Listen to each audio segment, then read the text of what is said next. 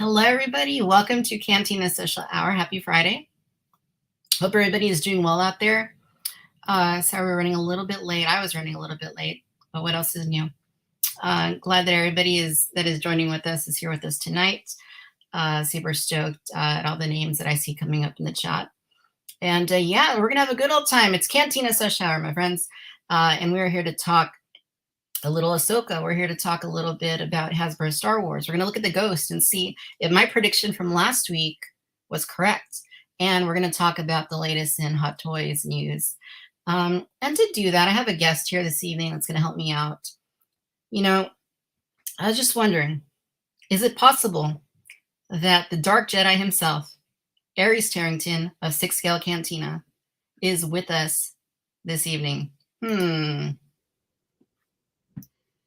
You have to wonder. I've got the spotchka. I've got the wizard juice. I even have, Victoria, the wizards, the Hot Toys wizards, crystal ball. Who knows what I see in there? But how the heck are you, my friend? It's so good to be in another cantina. Come on. I know. What are you going to do when two cantinas collide? I don't know what can happen. I don't know if this has been studied before. I don't know if there's any information. We're going to find out. We're going to find out, but is it possible that it's just going to mean a plethora of insight and clairvoyance into Hot Toys, the Ahsoka series, Black series, the artisan line of Hot Toys? Come on, I think it's a perfect storm. I think so. I certainly think so. So awesome. Well, Aries, I'm super glad that you're here this evening. It's been a while since I had you on Cantina Social Hours, so it's really good to have you once again. Yeah, I love coming on here. What is this, like I don't know, the third time, the fourth? I don't know. But it's been a little bit. Yeah. So good to be here. Absolutely, absolutely.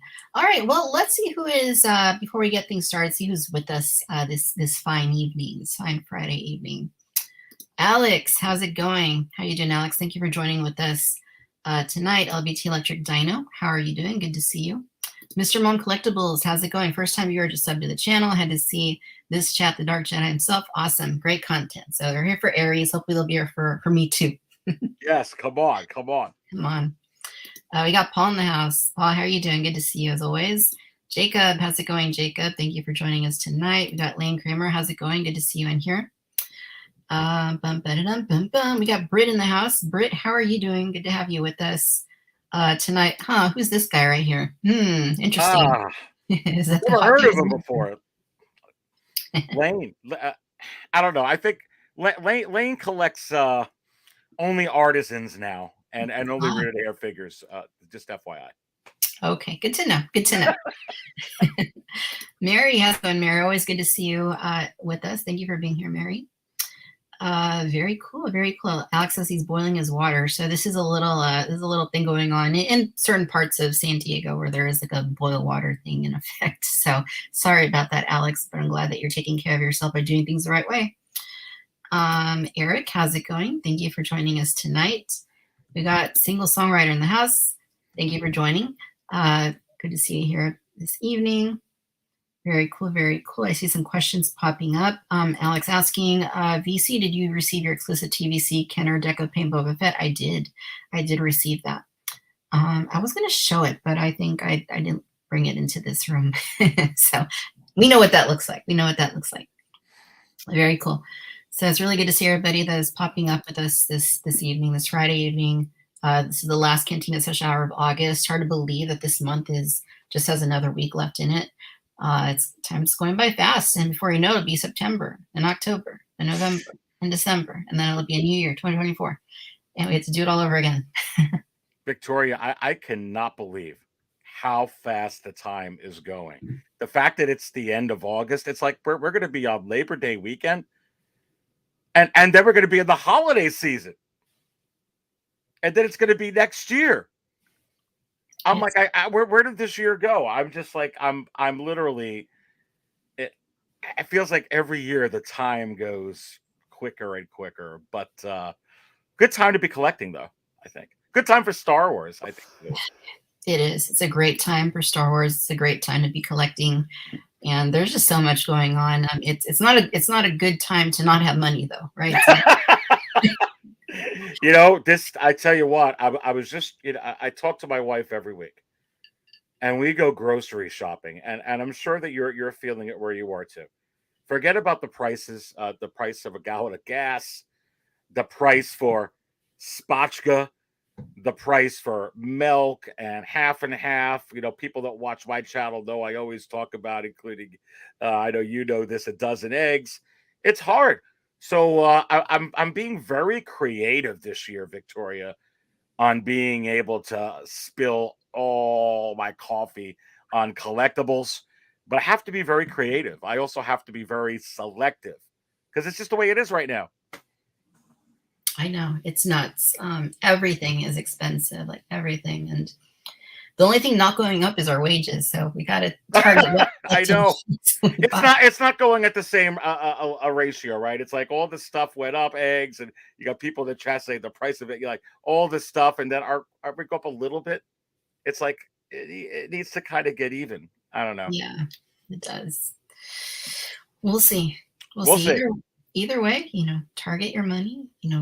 Focus on things you really, really, really, really, really, really, really, really want. Like if it's an artisan figure, then it's an artisan figure. If it's something else, then If I have to choose between like Hot Toys, Artisan, Black Series, or coffee, I'm gonna have to go to coffee.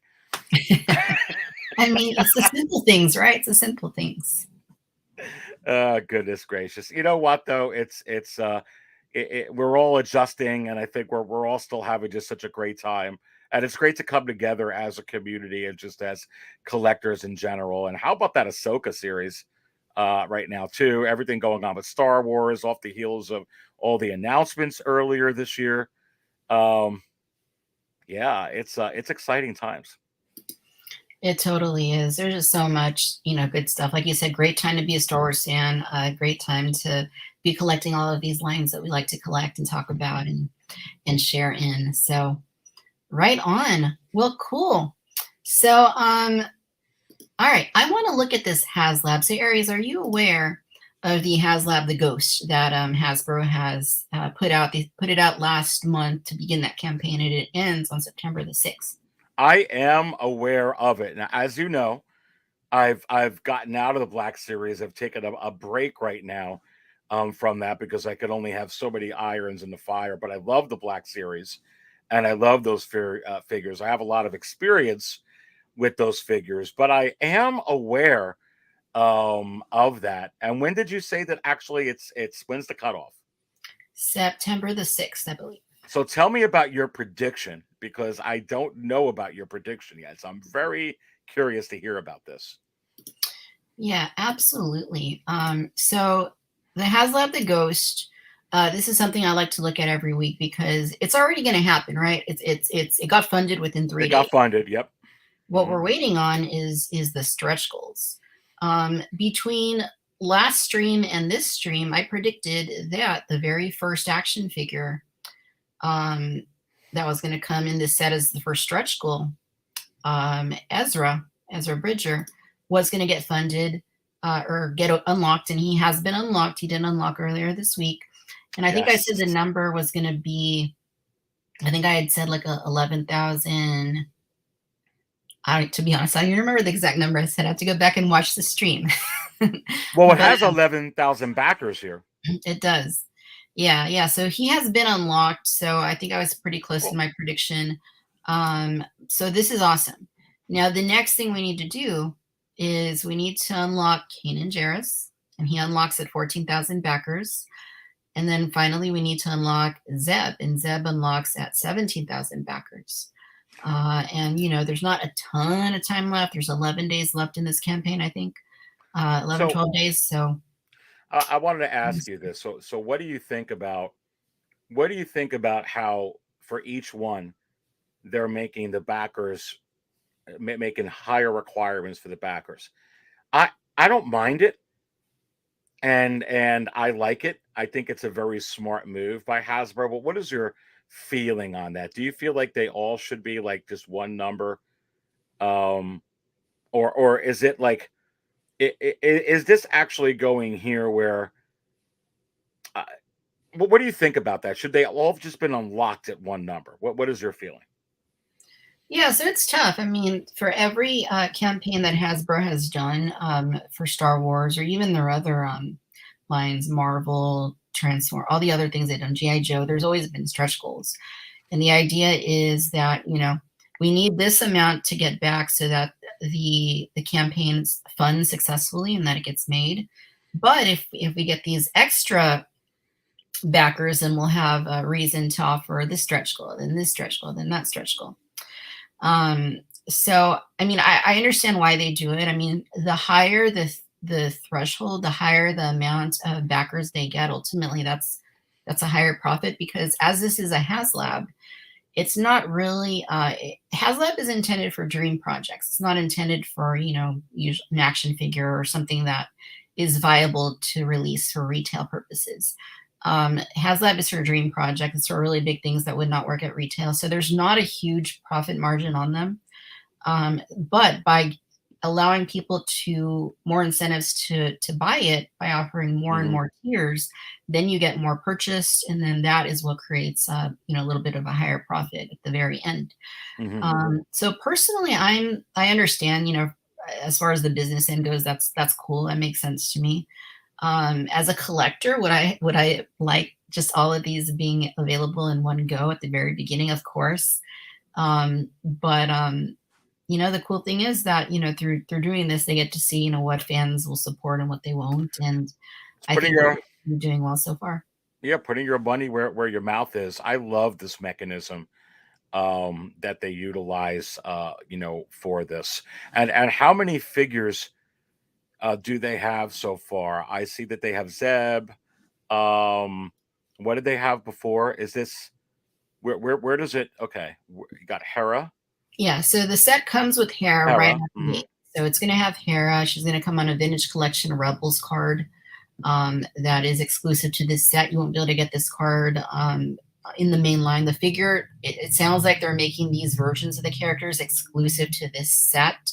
So they haven't confirmed that these figures will be available by themselves. That is Um, awesome. yeah, Yeah, you gotta, yeah. so you get Hera, and you also get, well, I don't really want to say Chopper because Chopper is built into the Phantom, which is, part of the Ghost. Hmm. Hmm. Um, so you can kind of see him up here in the corner, in the very top of the Ghost. So he's back there. He's docked at the back of the Phantom.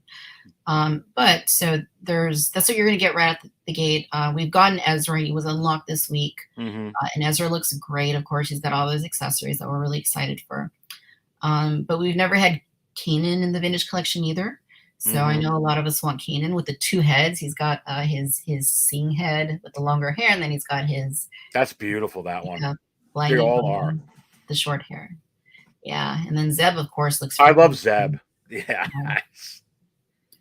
Yeah, and then I saw a comment, 1 6 shooter welcome, glad that you're with us this evening, mentioned that this is something that happened this week. So Hasbro did announce that if the campaign fully unlocks every single tier, that they will do Sabine and Chopper on the Rebels cards as well as part of a different release outside of the Ghost. That is worth it right there. And honestly, with what's going on Disney Plus right now,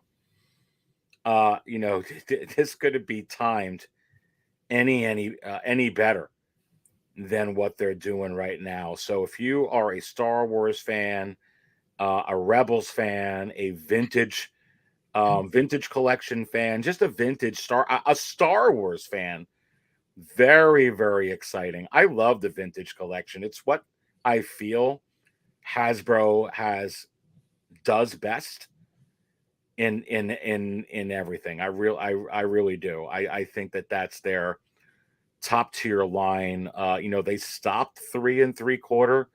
Gosh, when was that, Victoria? With the Rise of Skywalker. I don't think that they've done anything 3 3/4. Correct me if I'm wrong, because you've been in it with that since, except vintage collection, since Last Jedi, I believe. Yeah, yeah. So, TVC, the Vintage Collection, launched in 2010. And it was at that point, they had been making figures every year since 1995, and it was like nonstop, and they were gradually getting better and better and better. TVC was just another line, like in addition to Hmm. what they were doing previously, but now, on the classic Kenner vintage card that everybody is nostalgic for.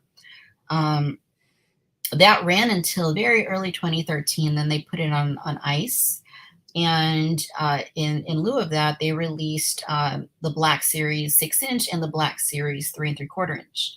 And the 3 3/4 inch Black Series were very infrequent releases. Some of them were hard to find, and there was a dive in QC at that point.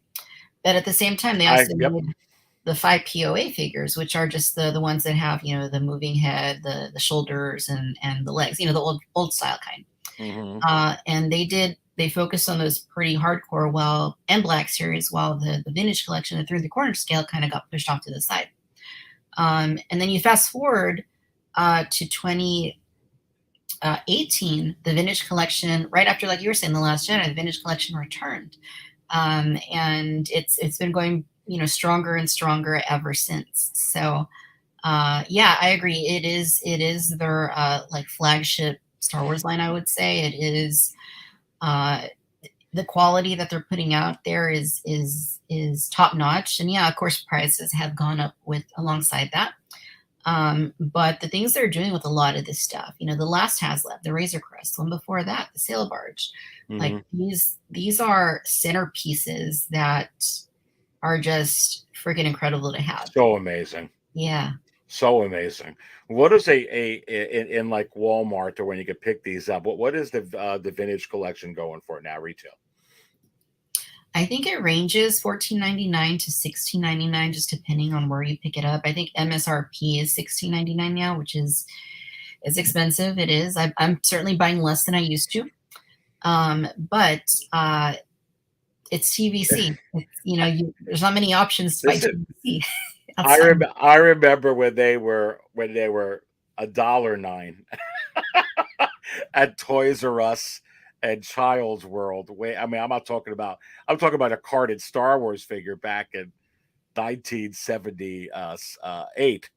Yeah. Oh my God, and how they've gone up. And gosh, they were, in more modern era times, $5.99 to $7.99. But that's what is the Black Series now regular? You go to Walmart and pick up Black Series. So the last time I was looking, you know, when I was really collecting it, you were able to pick some up for 19.99. But then some of them are going up to $25. Have they held at 25? I would imagine that maybe they're a little higher. Yeah. Black Series is about, I think they are 24.99 right now. Yeah. So they So stayed there. That's not, yeah, okay. So they didn't go much higher than that. yeah. Wow. That's still four figures is $100. Yeah, yeah. So I mean, I'm definitely buying less, but at the same time, I do collect a variety of things. I still, I do the Hot Toys as well, of course. I do, I collect Jurassic Park stuff. I have some DC stuff and some Marvel Legends. I mean, I kind of, I mean, you have to scale back sometimes, but hey, if I wasn't a collector, we wouldn't be here talking tonight. So Hey, what peak Obi-Wan? So he's talking about Bubblegate Black Series, and I agree. So did they get rid of the whole like bubbles and the plastic, and now you can't even see the figures? Because you used to get the Black Series, and it would have the nice carton. And mhm, I remember the first ones with the orange, yeah. they were beautiful. I was like, oh my God, look at these. I remember they had the X-Wing pilot Luke with that first one. Remember they had R2D2, they had that freaking kicking, and I mean kicking Darth Maul in that box. And then they continued, and now it looks like it's in a cereal box. Yeah, that's a good way to describe it. Yeah, so I think what Peak Obi-Wan is referring to in this case, Bubblegate, was back in 2013 when Hasbro they made the vintage collection into the Black Series 3 3/4 inch. Uh, the plastic bubbles are falling off of the cards like at retail. Like you'd go into the store and you'd see the card hanging, but then the figure would be in the plastic like on the shelf. Hmm. So they had to start putting tape on them so that they would stay. And this is something that's happened a couple of times too since then. But yeah, no, you're absolutely right. Like there was this whole thing where they were going to do away with, plastic free packaging was the big thing that Oh yeah, Hasbro was saying they wanted to do. And they implemented it for Black Series, and then they were going to do it for the vintage collection. But can't do it. a, Can't do a it. lot of a lot of people in the community were, myself included, when I had opportunities to meet with them, like at Celebration or wherever it was, I'd say, hey, the vintage collection is the vintage collection because it's the vintage collection. If It's you not take, really a vintage collection yeah, if you don't have the damn bubble. yeah, if you change one little ingredient, it becomes a completely different product. Mm-hmm. So thankfully they kept the bubbles on those. And then with Black Series, they're going back to the bubbles because probably it impacted their sales to some extent. Mm-hmm. And yeah, so the bubbles are coming back in Black. Oh, so they are. Yep, they Wow. are. Yeah. They interesting. Interesting. They are. Well, they learned their lesson then with that. They did. They absolutely did. And so I want to look at the number and see where this is at exactly. So it's at 11,473. Maybe somebody in that's watching remembers my exact prediction, because I don't remember exactly what it was. It was somewhere in that neighborhood. So that means that to get to Canaan, we still need to go up a little more. We need to get it to 14. I'm fairly confident it'll happen. One of the cool things that Hasbro has tried to do with these TVC crowd funds, HasLabs, is like the Razor Crest came out right in the middle of season 2 of The Mandalorian, and that campaign funded. And they've timed it so that it does coincide with Ahsoka, and they've confirmed that the ghost itself is based on its appearance in Ahsoka. The packaging will say Ahsoka on it. Wow. So they're definitely, they've capitalized on that timing. And I think there's a very good chance we're going to get all of these. Last week I was kind of a little not sure, but I feel pretty confident now that, we're going to unlock Kanan, and then eventually we will be able to unlock Zeb. Now Zeb is still a little ways away, but what we always see, Aries, with these HasLabs is that during the last 3 days of the campaign, you always get like this influx of people coming in. They have the FOMO, they don't want to miss out, and they end up backing the project. And then other collectors end up, buying extras for whatever purposes and schemes they may have up their sleeve. So I think we're going to get all these, and I think, once that happens, then we do get the Sabine, we do get the Chopper in the vintage collection at a later point. And it'll be exciting to see. It's going to be a bit of a nail biter towards the end, but I'm feeling that we're going to unlock all of these eventually. Oh, I think you're going to get them all. And I mean, I think with the series going on, and like you said, the last 72 hours for sure. And when is the cutoff date again on this? Cutoff date is September the 6th. Oh yeah, it'll get there. I mean, it's perfect timing. So you basically got 12 days, 1 hour, 1 hours and 40 minutes. So yeah, no, I'm fairly confident that it will all go in there. As a matter of fact, I can look into the Wizards crystal ball, and yep, I can see right there it hits it. So right there you go. Nice. Happy to see that. This is awesome, though. I mean, it really, really is. Yeah, no, it is. And, how much excitement does this bring to especially with the Ahsoka series, to the collecting community for Star Wars, for Hasbro? It's brilliant. And it's great to see this has been going on for some time. As you as you mentioned, with a couple of these, with the HasLab already, and now you're starting to see other companies like Hot Toys not do exactly something like this, but something similar with these artisan events and some exclusives as well. And it's an exciting time. This is great, though, what Hasbro does. I love this. Yeah, it is really cool. And I always tell people, if you're planning on backing this, don't wait until the last minute to do it. Like back it now. Like, I know a lot of people, they like to kind of feel it out to see if all those tiers are going to get unlocked. Well, the only way they get unlocked is if people back it. So if you purposefully wait till the last minute, then you're hurting its chances of getting fully all the tiers unlocked. So if you want it, you want it. If you don't want it, then it's yeah, they're yeah. giving you the opportunity. Right. And you don't get, nobody gets charged also. It's really important. Nobody gets charged until that last day when the campaign ends. That's when people will get charged. Oh, So and why wouldn't you want, if you're going to buy this, why wouldn't you want the complete, set to go with it? yeah, So, exactly. I think it's a nice mechanism they have here in place at absolutely. HasLab. Yeah, it's a great thing. I hope it works out. I'm excited, and the hashtag is get the ghost. So if you haven't gone the ghost yet, Get the you want ghost, to baby. get the ghost.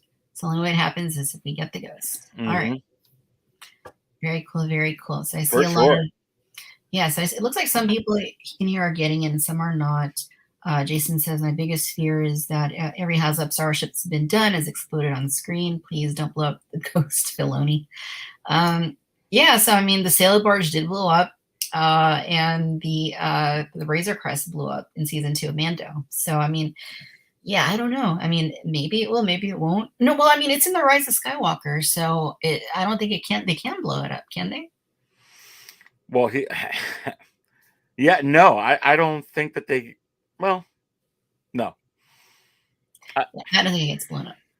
But he has. I get the point what Jason's saying. It's like, people were afraid of that, because Hot Toys teased that N1, that Mando and Grogu pilot. Now, I mean, who knows? I mean, but they already did the Razor Crest. Who knows if I wonder if HasLab would ever entertain that. And the reason I say that is season 4 of Mando.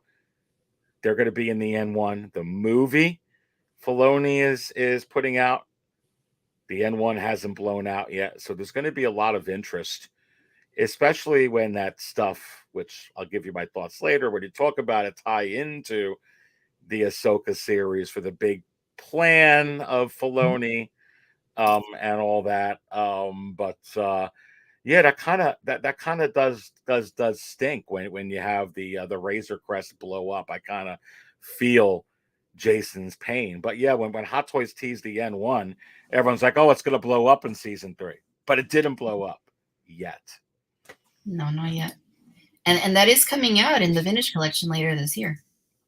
Ah, see, so if Lane Kramer is still in the chat, there you go. So if it's coming out later this year with Hasbro, Hot Toys is going to do it. We have this thing in the Hot Toys community that it's a bunch of BS. It's not possible that Hot Toys is going to put out that N1. That for some strange reason, Howard Chan just likes to play with us and put all this time and having a couple of people. Oh, you got nothing to do all day. We don't need really help with any Hot Toys. Just put together this N1, put all this electronics in there, and do all this marketing and come up with this video, and let's ship this thing here and there into the United States. And by the way, we're never putting it out. It's coming. It is coming. I am telling you, it's coming. Yeah, I mean, it probably will. I mean, having seen it at SDCC last year, I would never be able to have room for that anywhere. Like, we're talking about the Ghost. The Ghost is a huge shit, but the N1 from Hot Toys, oh my god, that's like a whole other the size of a pop cart. Did you see Hot Toys put out that freaking the Dewback?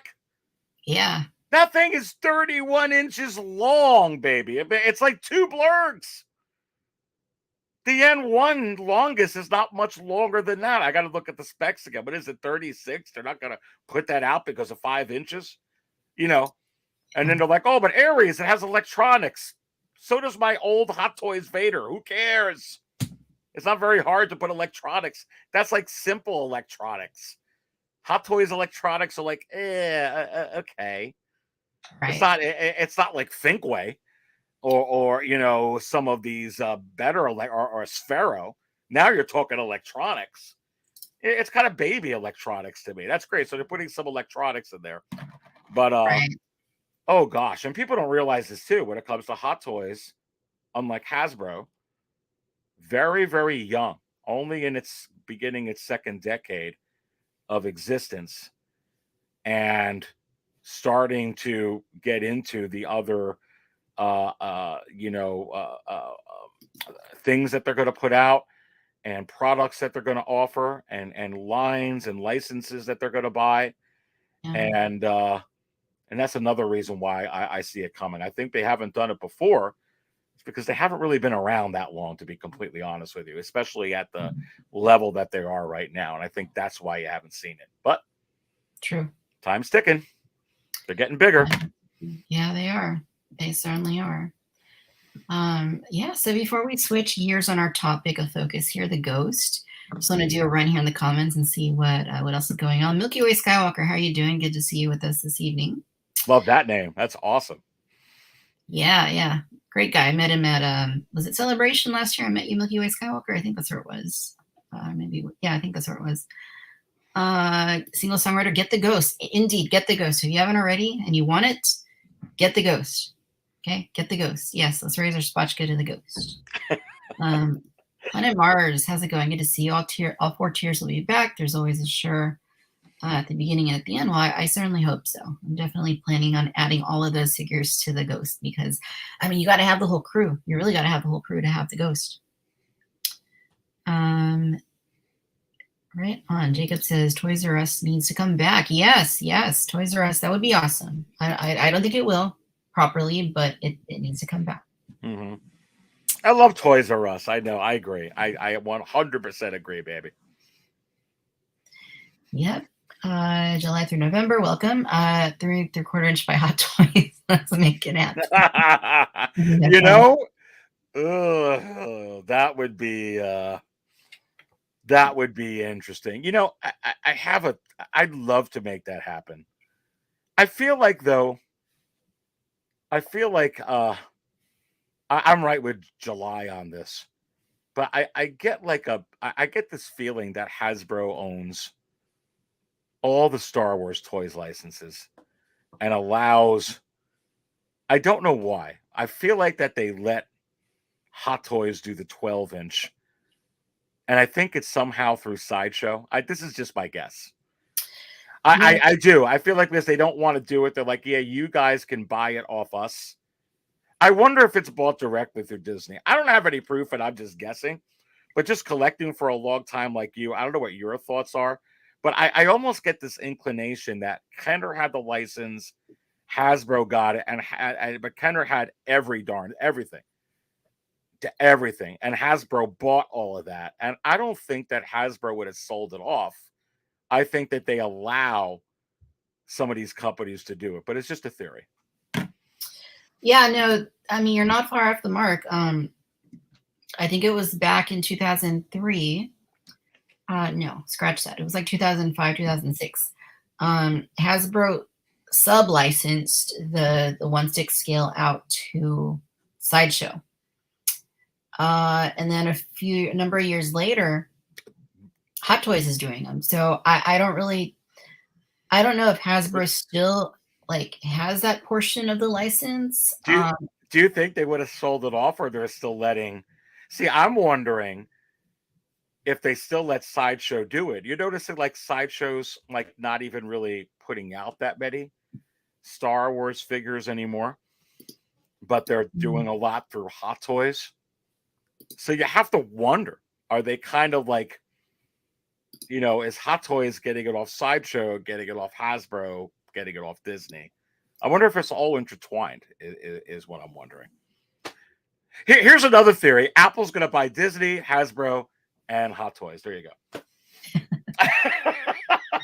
Hey, I mean, you never know, right? I mean, you never know. I think eventually Disney's going to own everything. They're going to own us too at some point. Oh gosh. If they don't already. Yeah, no. See, I don't know. I mean, ultimately Lucasfilm owns the licensing for all this stuff, and then they choose to license out things to different companies, right? So I know that that Hasbro originally sub-licensed it, like I don't know how I didn't even know you could sublicense a license, but I remember back then it was a big deal. Like, oh, Hasbro sublicensing, to Sideshow, and how Sideshow's going to make these 12-inch figures, and some people are like, oh, okay, that's cool, and some are like, probably not.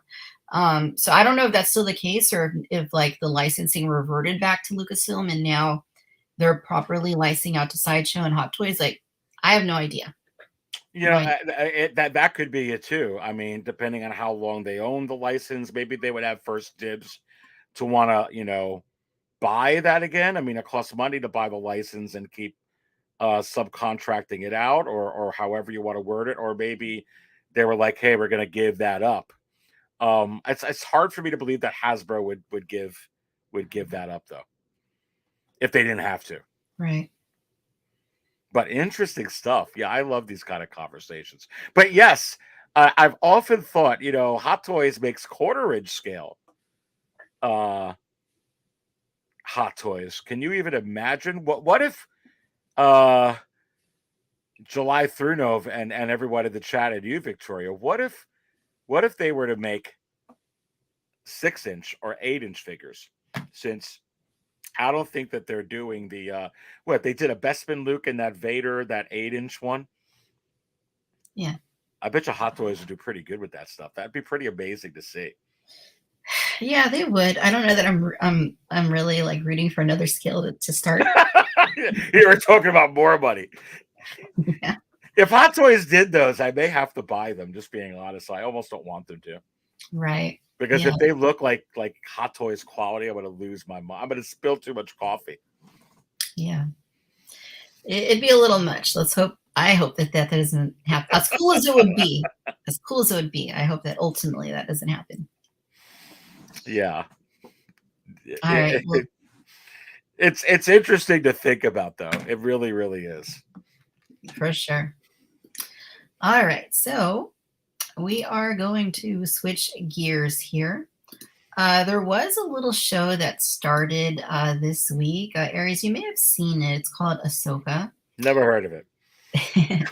And it began on Disney Plus. So we're going to go into talking Ahsoka. So we're going to talk. This will be spoilers. So if you haven't seen, I don't know why you're here, but we welcome all anyway. But yeah. So if you for some reason you haven't, there's reasons, right? We all have reasons sometimes.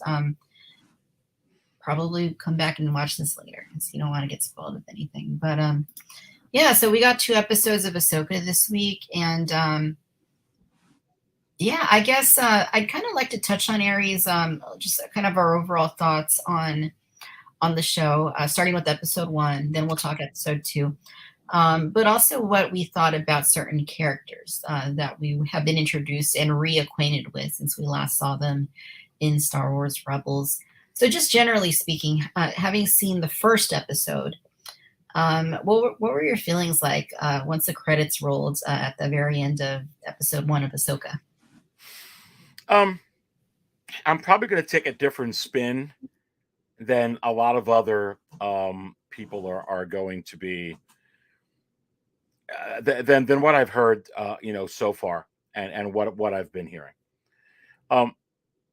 The first thing that came through my mind, first of all, as soon as the red credits started going down, it started getting my heart pumping from the very beginning when they're like Grand Admiral Thrawn and they have the whole ticker. It wasn't done exactly like they do in a Star Wars movie, but it was pretty fracking cool. Shout out to Battlestar Galactica. Pretty fracking cool as that scrolled down. And right off the bat, they had my eyes like that. That's how you grab somebody in. I tell you what, it's and then my feelings when it ended was just as some really good freaking stuff. Really good television, entertaining television. My feeling was just of invigoration, appreciation. I felt blessed that we're getting Star Wars on Disney Plus, that we're getting streaming. I felt very fan serviced, very, very, it was like, wow, wow, bringing these right in, bringing Rebels to live action, bringing these characters in. Um, but at the end, I couldn't not. I mean, I had to watch the second episode. So I, I, I'll pause there for a minute. My heart was pumping. The music was riveting and driving, where you were like you were kind of mesmerized kind of the whole time as you're watching this. I mean, the opening scene, right on the ship. It was kind of funny because I know some people will shoot me for saying this, but I almost thought that they had a little Star Trek in there from the opening scene with the bridge and the way they had it all set up and Captain and you've got the con and all that, and I just freaking loved it. I had a big smile on my face all the way through it. The score, people always underestimate the score. One of the biggest things that drives, and I'm not going to say drives The Mandalorian, is that Western score undertone with the little that whole thing they got. It drives it, makes you feel like you're in a Western, makes you feel like you're in A New Hope. That's what that whole show is. This show just does it in another way. And that score is very captivating, very mesmerizing. You could fan service me all day. You can throw in Hera, you could throw in Sabine, you could throw in Vader, you could throw in this one, throw in Jabba the Hutt, throw in Pizza the Hut. Who cares? If it's not done right, it's gonna suck. So this was the opposite of suck. This was just riveting from the very beginning to the end. You almost had no choice but to continue watching into the second episode. So that was the general feelings I had on the first episode. Nice. Yeah, no, very well said.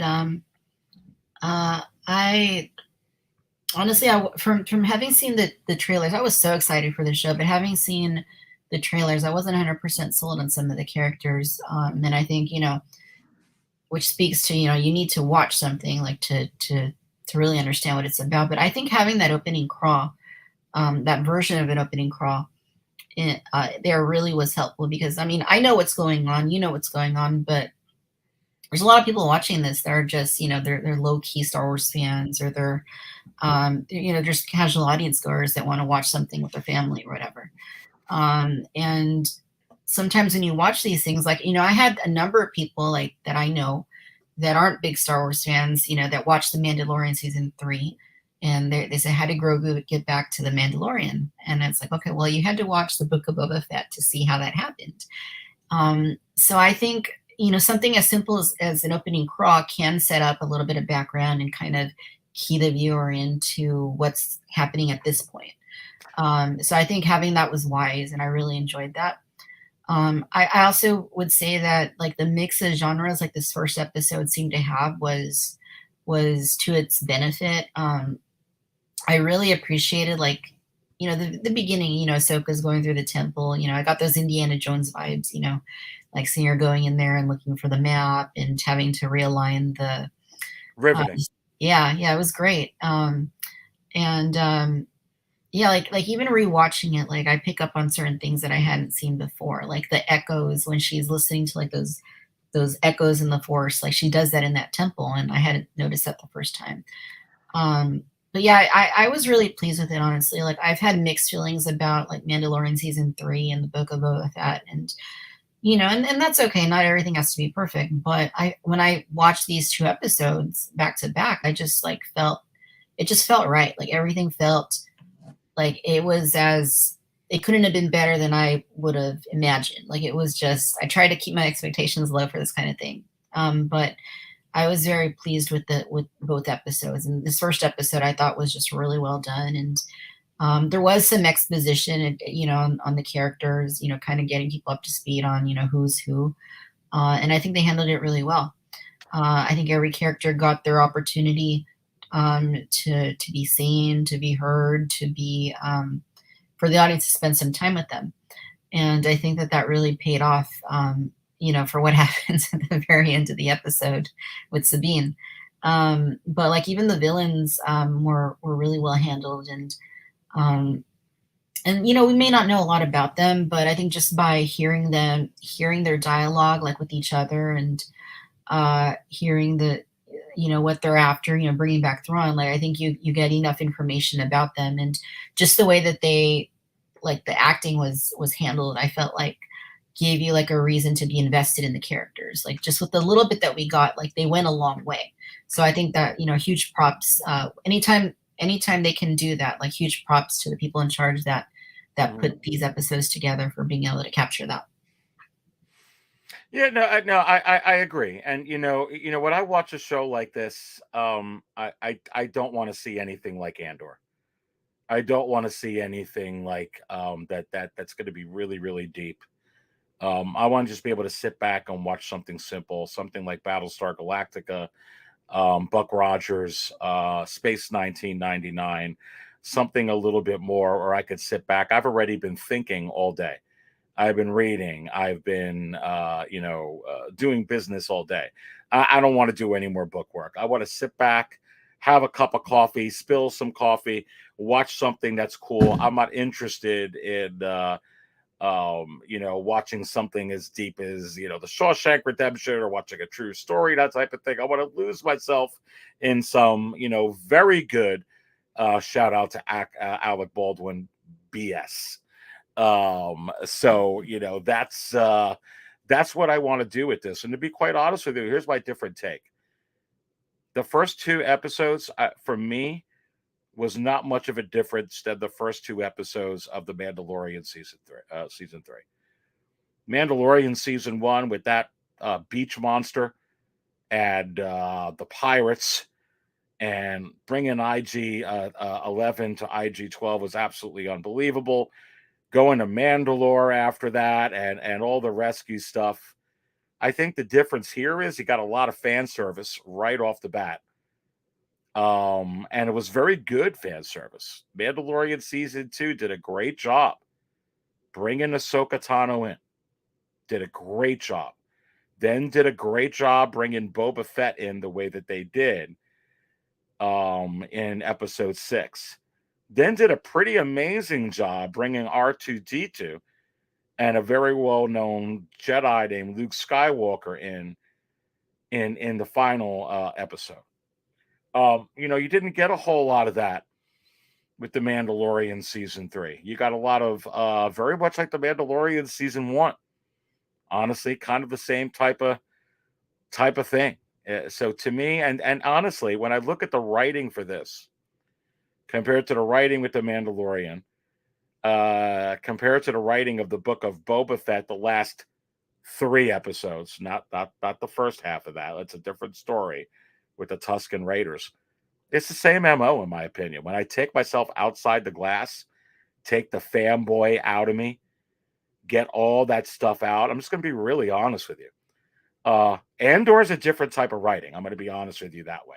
That's a different type of writing.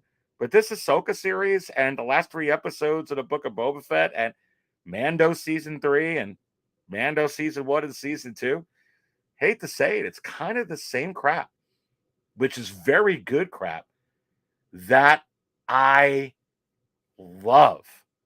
You got a lot of fan service here. You're not going to disappoint most Rebels fans with everything you got the first 2 episodes.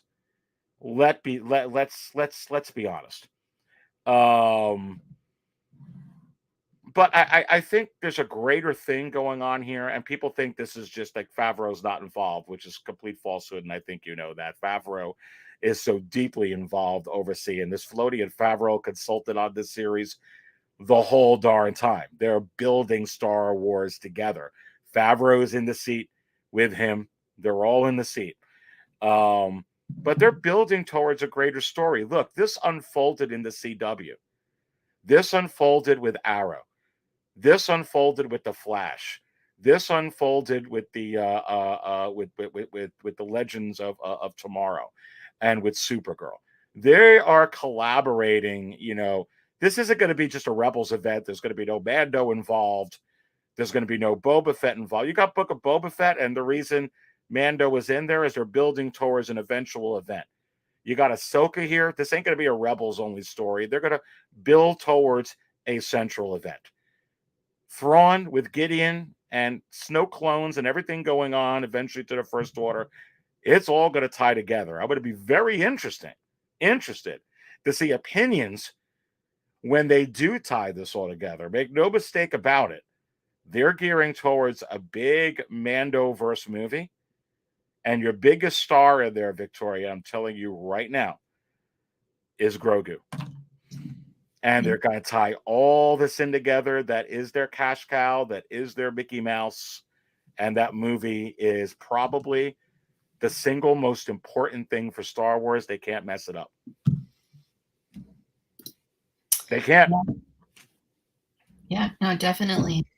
Yeah, it's gonna be neat. It's gonna, like you said. I mean, I think there's a place for all Star Wars content. Not everybody has to like or love, everything. I think if you go into this understanding that it is part of the Filoni verse, it is part of the Mando verse, it is part of this story that is being built up to in this movie that's going to be coming in the coming years, then I think you'll have an understanding of what to expect. I look at it like Victoria, like Avengers, because you bring them together. What makes Avengers awesome? And forget about Endgame, Infinity War. I mean, that was super awesome, but you could use that example too. Is you get Thor. Thor has his own movies. Ahsoka has her own show. You get Black Widow. She has her own stuff. She's part of the Avengers. You got Captain America. He has his own movies. He has his own. I'm giving you like an example. You got Iron Man. And eventually you bring these together. What about those crossover events from the CW? So I feel like what Filoni's doing, Favreau and Disney, is, and they've already done it, because we've already seen Ahsoka. Where did we know Rosario Dawson from? Not only Mando, but from the Book of Boba Fett. You know what I'm saying? So I think that's eventually with this movie where they're going to spear. And I don't necessarily think you need a star. Like, who's the star of the Avengers? I guess you could say Tony Stark, but you got Captain America, but you got Scarlett Johansson, but you've got Chris Hemsworth. You've got quite a lot. And if they have a movie where it's like, oh crap, I want to see Ahsoka, I want to see Rosario Dawson, I want to see Hera, I want to see Pedro Pascal, I want to see Boba Fett. I know a lot of people are going to say, please keep your helmet on. But, I want to see Ming-Na Wen. And I think you're going to get an event where it's like, holy crap, are you excited for this movie? Because they're all in it. But what are they in there for? Are they in there to battle Thrawn? Is Thrawn teaming up with Moff Gideon? How does the First Order come about? I think this is very exciting to me, to be honest with you. Each one's got their own little flavor, these shows, but they're kind of, I feel like in this Mandoverse, calling it that, really, really good. Did you also catch what Filoni did here? I love this, because if you remember the ending of The Mandalorian season 2, you had that whole female-led recon team on Moff Gideon's ship. This is a whole female-led show, my friend, and I absolutely love it. It is really, really, it's an all female led show. Yeah. And it is really nice to see. Yeah, no, it's cool. But I feel like it also feels organic in that way, right? Because of the players that are in charge of telling the story, right? Like, they're not like just random characters out of left field. These are at this point, characters that have been around a long time that make sense to be together in this story. Um, so I mean, I feel like it's pretty organic in that sense. I know some people are choosing to look at it the other way, where it's like purposefully that way because people want, No, you know, yeah, that's yeah, yeah, no, there's a lot of that. There's a lot of that, but and there was gonna be, but I think it's nice, and you know, and I think I love the way Hera balances Ahsoka. I really, really do. Or I guess and each other, but those two play off each other really, really well. And to get that kind of chemistry, um, when you're working in tandem like that, I feel like is really important. I feel like yeah, I really like. Obviously, I think Rosario Dawson's doing an amazing job. I love the acting in this personally. I think the acting on here is a step up. yeah. I feel like you've got one of the things I liked about The Mandalorian is they brought in Timothy Oliphant as Cobb Vanth. Mhm. And whenever he's in the show, I mean, Victoria, I think you see this. That show's acting. He kind of carries it. He carried a series like Justified. He's carried his own series. Justified's back again. I peeked in the first episode. Holy crap! I can't wait to watch that. He's amazing.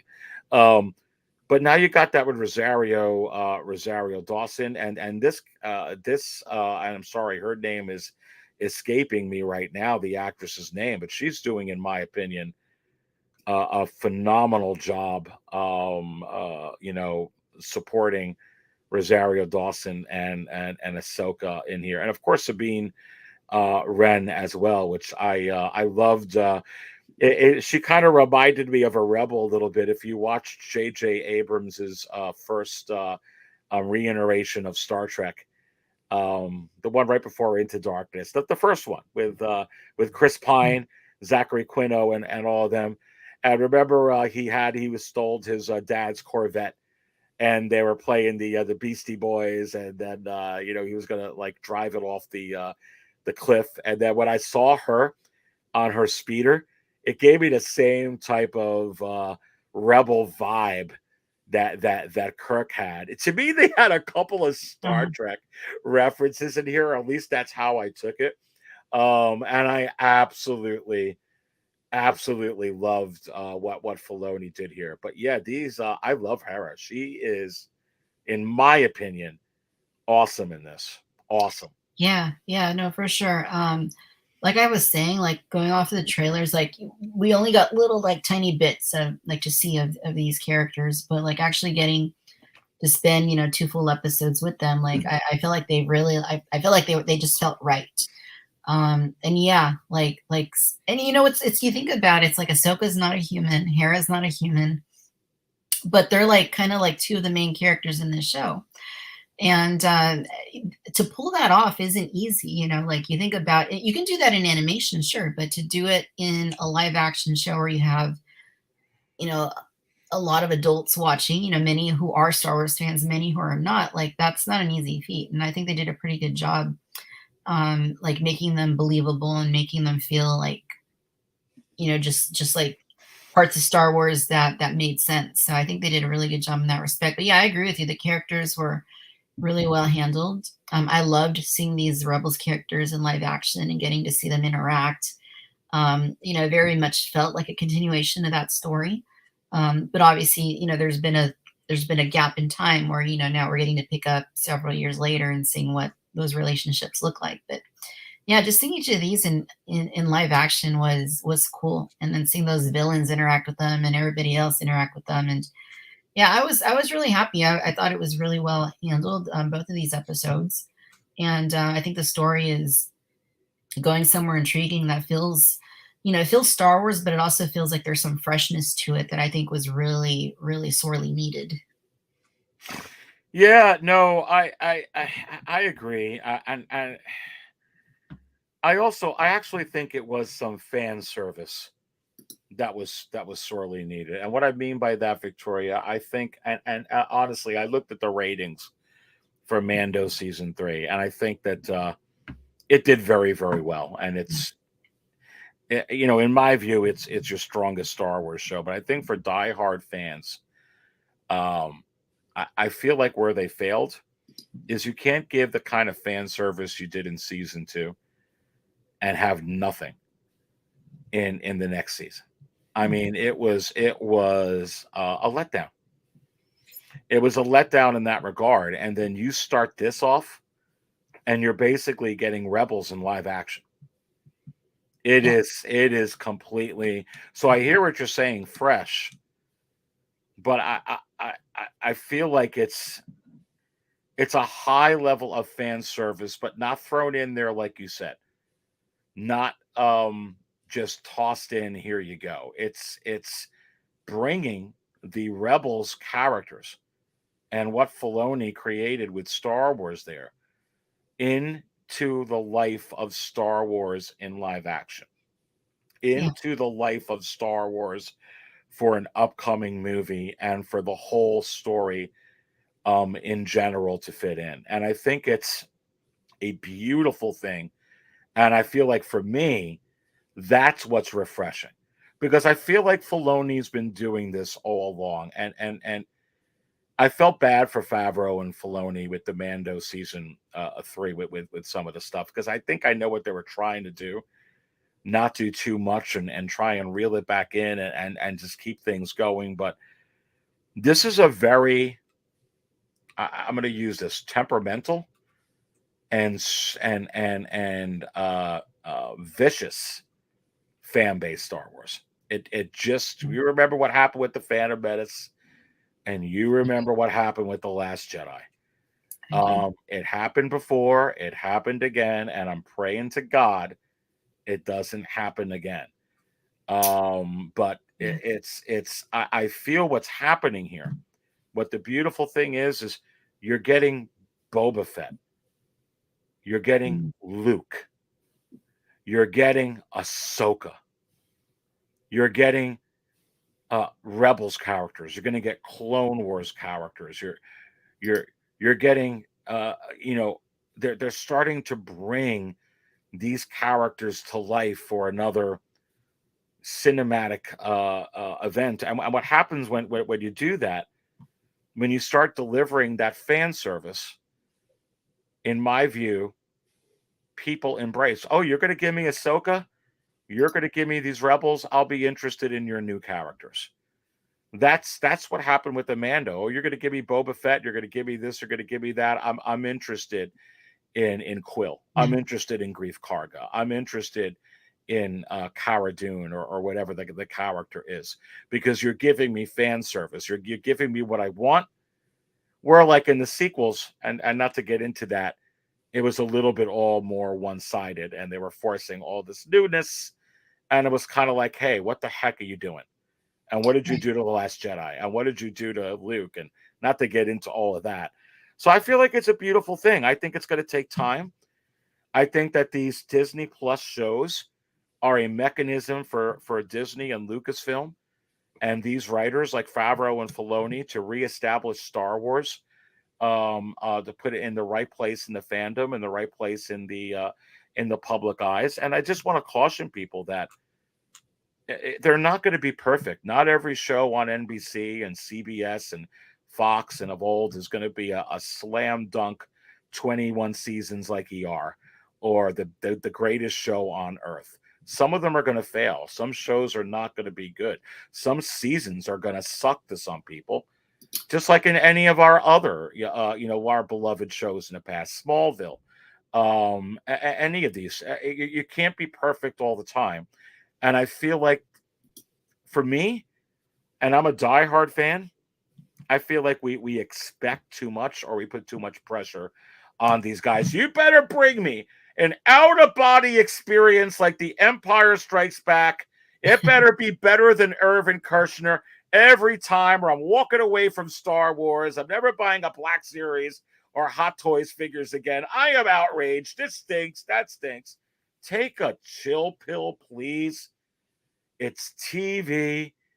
They're working it. They hear you. Relax. Have a spotchka.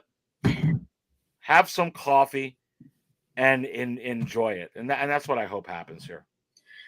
Yeah, definitely. I mean, I think people need to, need to take it easy. It is something we're obviously passionate about. Otherwise, we wouldn't be chatting about it right now. But at the same time, like I was saying, like not everything needs to be for everybody, and not everybody needs to love everything. Like, there's aspects of Star Wars. If you love those, then focus on those. Put your energy into that. It's okay for people not to like certain things or people to love certain things, but I think it's more when you make it like personal and you start attacking people for what they do like, that where that really becomes a problem, because you should never attack somebody for trying to take away somebody's joy, somebody's enjoyment of something that they do like. I think when you start doing that, then that becomes unacceptable. But to talk to people and say, this is my opinion. uh, that's all right. It's just when you say you're deluded, or you're kidding yourself, like making it personal, it just isn't something that we should never go down to those extents, like we've seen with a lot of Star Wars content, as you were saying. Yeah, and these Um, actors and actresses and the hate mail and the you know how I mm, feel about The Last Jedi, but I mean, remember the attacks on Carrie Marie Tran and playing Rose Tico mm, and all. I'm like, come on, for goodness sake. These these guys are doing everything they can to bring. If you don't like it, you don't like it. But you're 100% right, and that's what I mean. It's that's why I'm saying everyone needs to just sit back and take a chill pill. I go in very very excited, and sometimes I'm like, eh. I just love Star Wars. There's going to be a whole lot of content, but for me, I go in what helps me, and not like I think you were saying earlier, not expecting everything to be like The Empire Strikes Back. Because I think that there's that expectation in society. This better be as good as Infinity War and Endgame. That's a big call, man. Every single time. yeah, How do you do that? it's tough. I mean, it's like anytime somebody sets the bar, people expect everything else has to live up to that bar, and it's just not possible. And it doesn't matter if it's Star Wars or anything else. It's like when Michael Jackson made Thriller, greatest album of all time, I would say, definitely the biggest selling album of all time. He then comes out with Bad a few years later, and people are like, oh, it's good, but it's not as good as Thriller. It's like, you can't replicate things all the time, like The Empire Strikes Back, fantastic film, of course, but not everything needs to be that. Not everything is going to be that. You It's can't. important to appreciate things for what they are. Yeah. Exactly. That's a great point with Michael Jackson, and that's how a lot of people felt with Bad. When you look at Bad now, that freaking album is out of this world. I mean, just about almost every song on there is a giant hit. I mean, the way you make me feel, Bad, Man in the Mirror, Annie, Eddie, are you okay? I mean, but yeah, no, it had a couple of less hits Mm. than Thriller and didn't do, but that's hard to duplicate. Um, but I feel like this Ahsoka series, that they're in the right direction. And if you think about it, Filoni brought, he's the one who really cast Rosario. And, he was working on that. I think he directed the episode of the Mando season 2. That introduced Rosario Dawson in to the series. And you're starting to see a spin-off. People are kind of forgetting, because everybody's kind of like trying to separate this from Mando. This is a spin-off of The Mandalorian. Make no mistake about it. This is where these guys brought her in there. And then she went in again, which maybe is the reason you'll see Luke in this, which I'm not, I don't know what they're going to do with that. It'd be interesting to get your thoughts on where the story's going. But this is a spin-off. It is, yeah. Yeah, I think this story is gonna. I believe that it's called Ahsoka for a reason. I believe it's not called Rebels season 4, 5 for a reason. I think we're gonna see a lot of growth for Ahsoka, so I think the focus is gonna be on her. I think we're gonna see her come upon like some really really difficult challenges that she hasn't happened upon before that are really going to test her. And I think in that we're going to get to see her really, she may think that at this point that she obviously comes across as confident and she comes across as, knowing who she is. But I think there's going to be some struggles in this series that are really going to test her. But I think going forward, we're going to see that. And maybe that connects back to Anakin. Maybe that connects to Luke and him having to help in some respect. But I think it is going to be focused on Ahsoka. But I think we're also going to see growth for these other characters that we've known through Rebels for a long time. I hope so. Yeah, for Sabine, which by the way, I loved. For me, Sabine was like the highlight in the first couple episodes. She's awesome. She is awesome. Yeah. And Singer gets stabbed though at the end of that first episode. Like my jaw dropped. I was like, oh my god. Well, you weren't worried that she was going to be written off right there. No, because they already showed us photos of her in the Mando outfit, so it was like, we knew she'd be okay. Which, I know there is some truth in, a lot of people get stabbed in Star Wars and somehow they're okay, but Han wasn't okay, and Qui-Gon weren't okay. They weren't okay. Like they yeah. Which I guess you can say Han then got thrown off the top of into Starkiller Base, right? So maybe had he been taken to medical treatment right away, you would have been okay. Qui-Gon, I don't know. I don't know why they just let him die, poor guy. Well, actually, I heard that Qui-Gon and Mace Windu are in some type of lab, and they're going to come back. But yeah, no, I mean it's very good sci-fi writing. This show.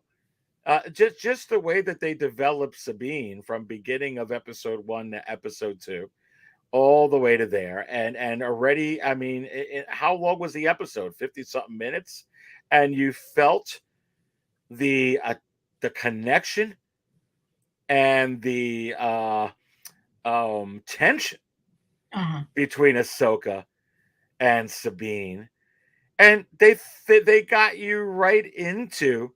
Sucks you in completely into their drama right off the bat, and then Hera comes in to mediate, and help out a little bit and help Hera. It's not, rocket science writing, but it's just very good television, I think. By the way, I do think that there will be a rematch between Sabine and Shin Hati.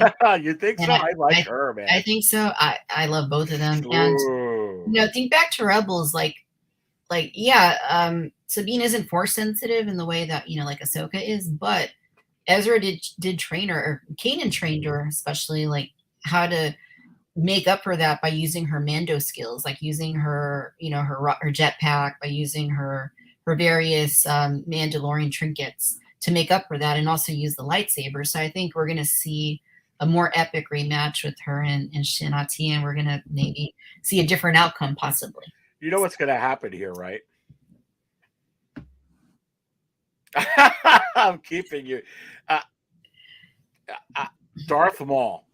And you know that Darth Maul and Ahsoka have a little bit of a history. And you're talking about how no one seems to die in Star Wars. Well, he was already in, Ron Howard's Solo movie at the very end. But you have to ask yourself, Victoria, would they actually be so bold as to... I will tell you this. George Lucas has been a huge proponent for being very vociferous, saying he wanted Maul to be the bad guy in the sequels. This is what he wanted all along. And he has been consulting with Disney and Favreau and Filoni and all of them for a very, very long time. I wonder if he's influenced them to utilize that. Because you know what happened in Rebels, but I'm just going to say something. You know what happened to Cobb Vanth and everybody else on Tatooine that dies? And it wasn't like his head got cut off like Jango Fett. And that's a whole other story if you want to talk about, if they bring Mace back and then having Boba have that angst and what kind of storyline that could bring between him and everybody here. But I'm just saying, he died on Tatooine in a Rebel show. You never know what they're going to do. It's going to be interesting. Yeah, I mean, there's been little things here and there to suggest, Maul. I not in the first two episodes. That there have been little things outside the show that it's kind of suggested Maul, but I mean, the way from my standpoint, I don't feel like they should keep bringing these villains back. I think when you do that, it undercuts the value in their defeat previously. Like Maul coming back in Clone Wars, like when that was announced, I was like, what? Like why? What's going on? And Spider Leg. The worst is when they brought back Palpatine in the Rise. I mean, I get it, but I Yes, was like, how did this guy survive? right. I mean, like that's what it was great to see McDiarmid back. It really was. And Oh, I love the dude. My favorites, but yeah, like seeing them come back, it just you take away from the victory of Luke. You take away from the victory of Obi-Wan, defeating Maul twice if you bring him back, third time. Well, because the Rian Johnson decided to just kill Snoke. I'm sorry, I almost wanted to. I wish I could have been in a room with J.J. Abrams to see J.J. Abrams' face when he was watching it, whatever close quarters that he's seen, and he takes his lightsaber and strikes his enemy, and then it gets cut in half. And I'm like, his jaw must have dropped to the floor as he's saying, "Oh, what do I do? Right. What do I do in Rise of Skywalker?" God. Yeah. No, it's there's definitely validity there. But as before we go any further, as we do every now and then, we like to make a little gander into the comments and see what is going on. So firstly, to Lane Kramer, thank you so much for the super chat. Really appreciate that. Lane says that my issue is character is very different from Rebels. Yeah, I felt that a little bit. What I chalk it up to though is that it seems like these characters haven't seen each other in years, so I'm okay with there being a little bit awkward. Like I try to think of myself, like if I hadn't seen somebody in years, I might be a little bit different to them at first until I warmed up to them again. So I'm trying to chalk it up to that. But there's always going to be, when you move from animation to live action, especially when it's different actors involved, there's always going to be differences there. So I think it's definitely it's natural that it feels a little bit different. But maybe as the series progresses, and they become closer, we'll feel a little bit more of those warm fuzzies that we felt, in Rebels. I think, and I was watching an interview with Filoni and Favreau talking about this show on Entertainment Weekly, one of the reporters there. And he was saying, look, he goes, it's Rebels had a feel. He goes, but this is not going to have the same feel. This Ahsoka show is not, he goes, and the tricky part is bringing these characters to life, but not making it the same. He's like, when I did Clone Wars, it was, a certain way. When you had Rebels, it was a different way. And now we're doing Ahsoka. This is going to be different. So I feel like that it's hard because I feel, Lane, it's like you have these expectations. And I feel like it's one of the hardest things to do is to like, what an amazing job casting Ahsoka, because I couldn't believe how good of a job Rosario Dawson does and is doing with this character. She's absolutely unbelievable. I mean, using Katie Sackhoff, and she was the original voice anyway with Bo-Katan. That's another thing because, Bo-Katan's pretty intricate with these some of these characters, especially Ahsoka. Yeah. But anyway, you wonder if they're going to bring her in. But yeah, I think it's a hard. It's to be these guys and gals trying to bring these characters to life, but yet make it different, but not make it the same. And I think like what you said earlier, it's not like Rebels 5. I think it's its own show. It's her own story. It's and then these characters are coming in, and we're gonna hopefully get them involved in this, in the story more. but hopefully involved in Star Wars more, hopefully involved in future content even outside of the Ahsoka series. I remember a lot of people are excited about Cobb Vanth and bringing back up Timothy Oliphant again. I don't necessarily feel, Victoria, that his destiny is just on Mandalorian or Mm, just on the Book of Boba Fett. I think they want to utilize that character in the Star Wars universe, and if you could take these yeah, characters and do that, I think it can be beautiful. yeah, yeah, definitely. So thank you again, Lane Kramer, for that. A single songwriter, tasteful introduction to Rebels characters into the live action universe. Yeah, I would agree with that. I mean, even if they didn't seem 100% to Rebels, I think it's going to take time to get there. And, again, it's not going to be exactly like the animation because it's a different thing, different beast live action compared to those animated shows. But it was really nice to get to meet them the way that they did for, especially like I was saying, for audiences that don't know these characters, for them to get to meet Ahsoka and Sabine and Hera. Like, I think they handled that pretty well. Yeah, Um, I agree. I agree. yeah. Bum, ba-da-dum, bum, bum. Yeah, Tully says, I have never watched Rebels. Do I need to watch Rebels to know what's going on in this? No, you don't. Yeah, I Yeah. don't think so either. Yeah, I don't think you do. And I think that's kind of the point of having like the opening crawl and having the build up in the first episode, especially. Some people said it was a little bit slow in exposition, but it did introduce people to those characters that they may not know. So definitely, I don't think it's gonna be essential to have seen Rebels, but there are obviously going to be there is a payoff there if you did see them. So So I got to ask you this question, Victoria. yeah. Heir to the Empire, Timothy Zahn novels, different things with Thrawn. Obviously, Thrawn and Darth Vader have a history. He knows who Anakin is. Uh, is this really just flashbacks of Ahsoka being disappointed, or making leaving Anakin, or just kind of flashback service on that, or is there something more here with Grand Admiral Thrawn? Is there, Grand Admiral, if they even decide to write it in that way, the way that Yeah. it should be, is Tarkin is your political advisor building the Death Star, and Thrawn has his fleet. He's more military, Yeah. and some people don't realize that. Are they gonna tie this stuff in, or they're gonna be like, forget about that? Furthermore, will they even bring in stuff like Mara Jade, maybe even as a different name?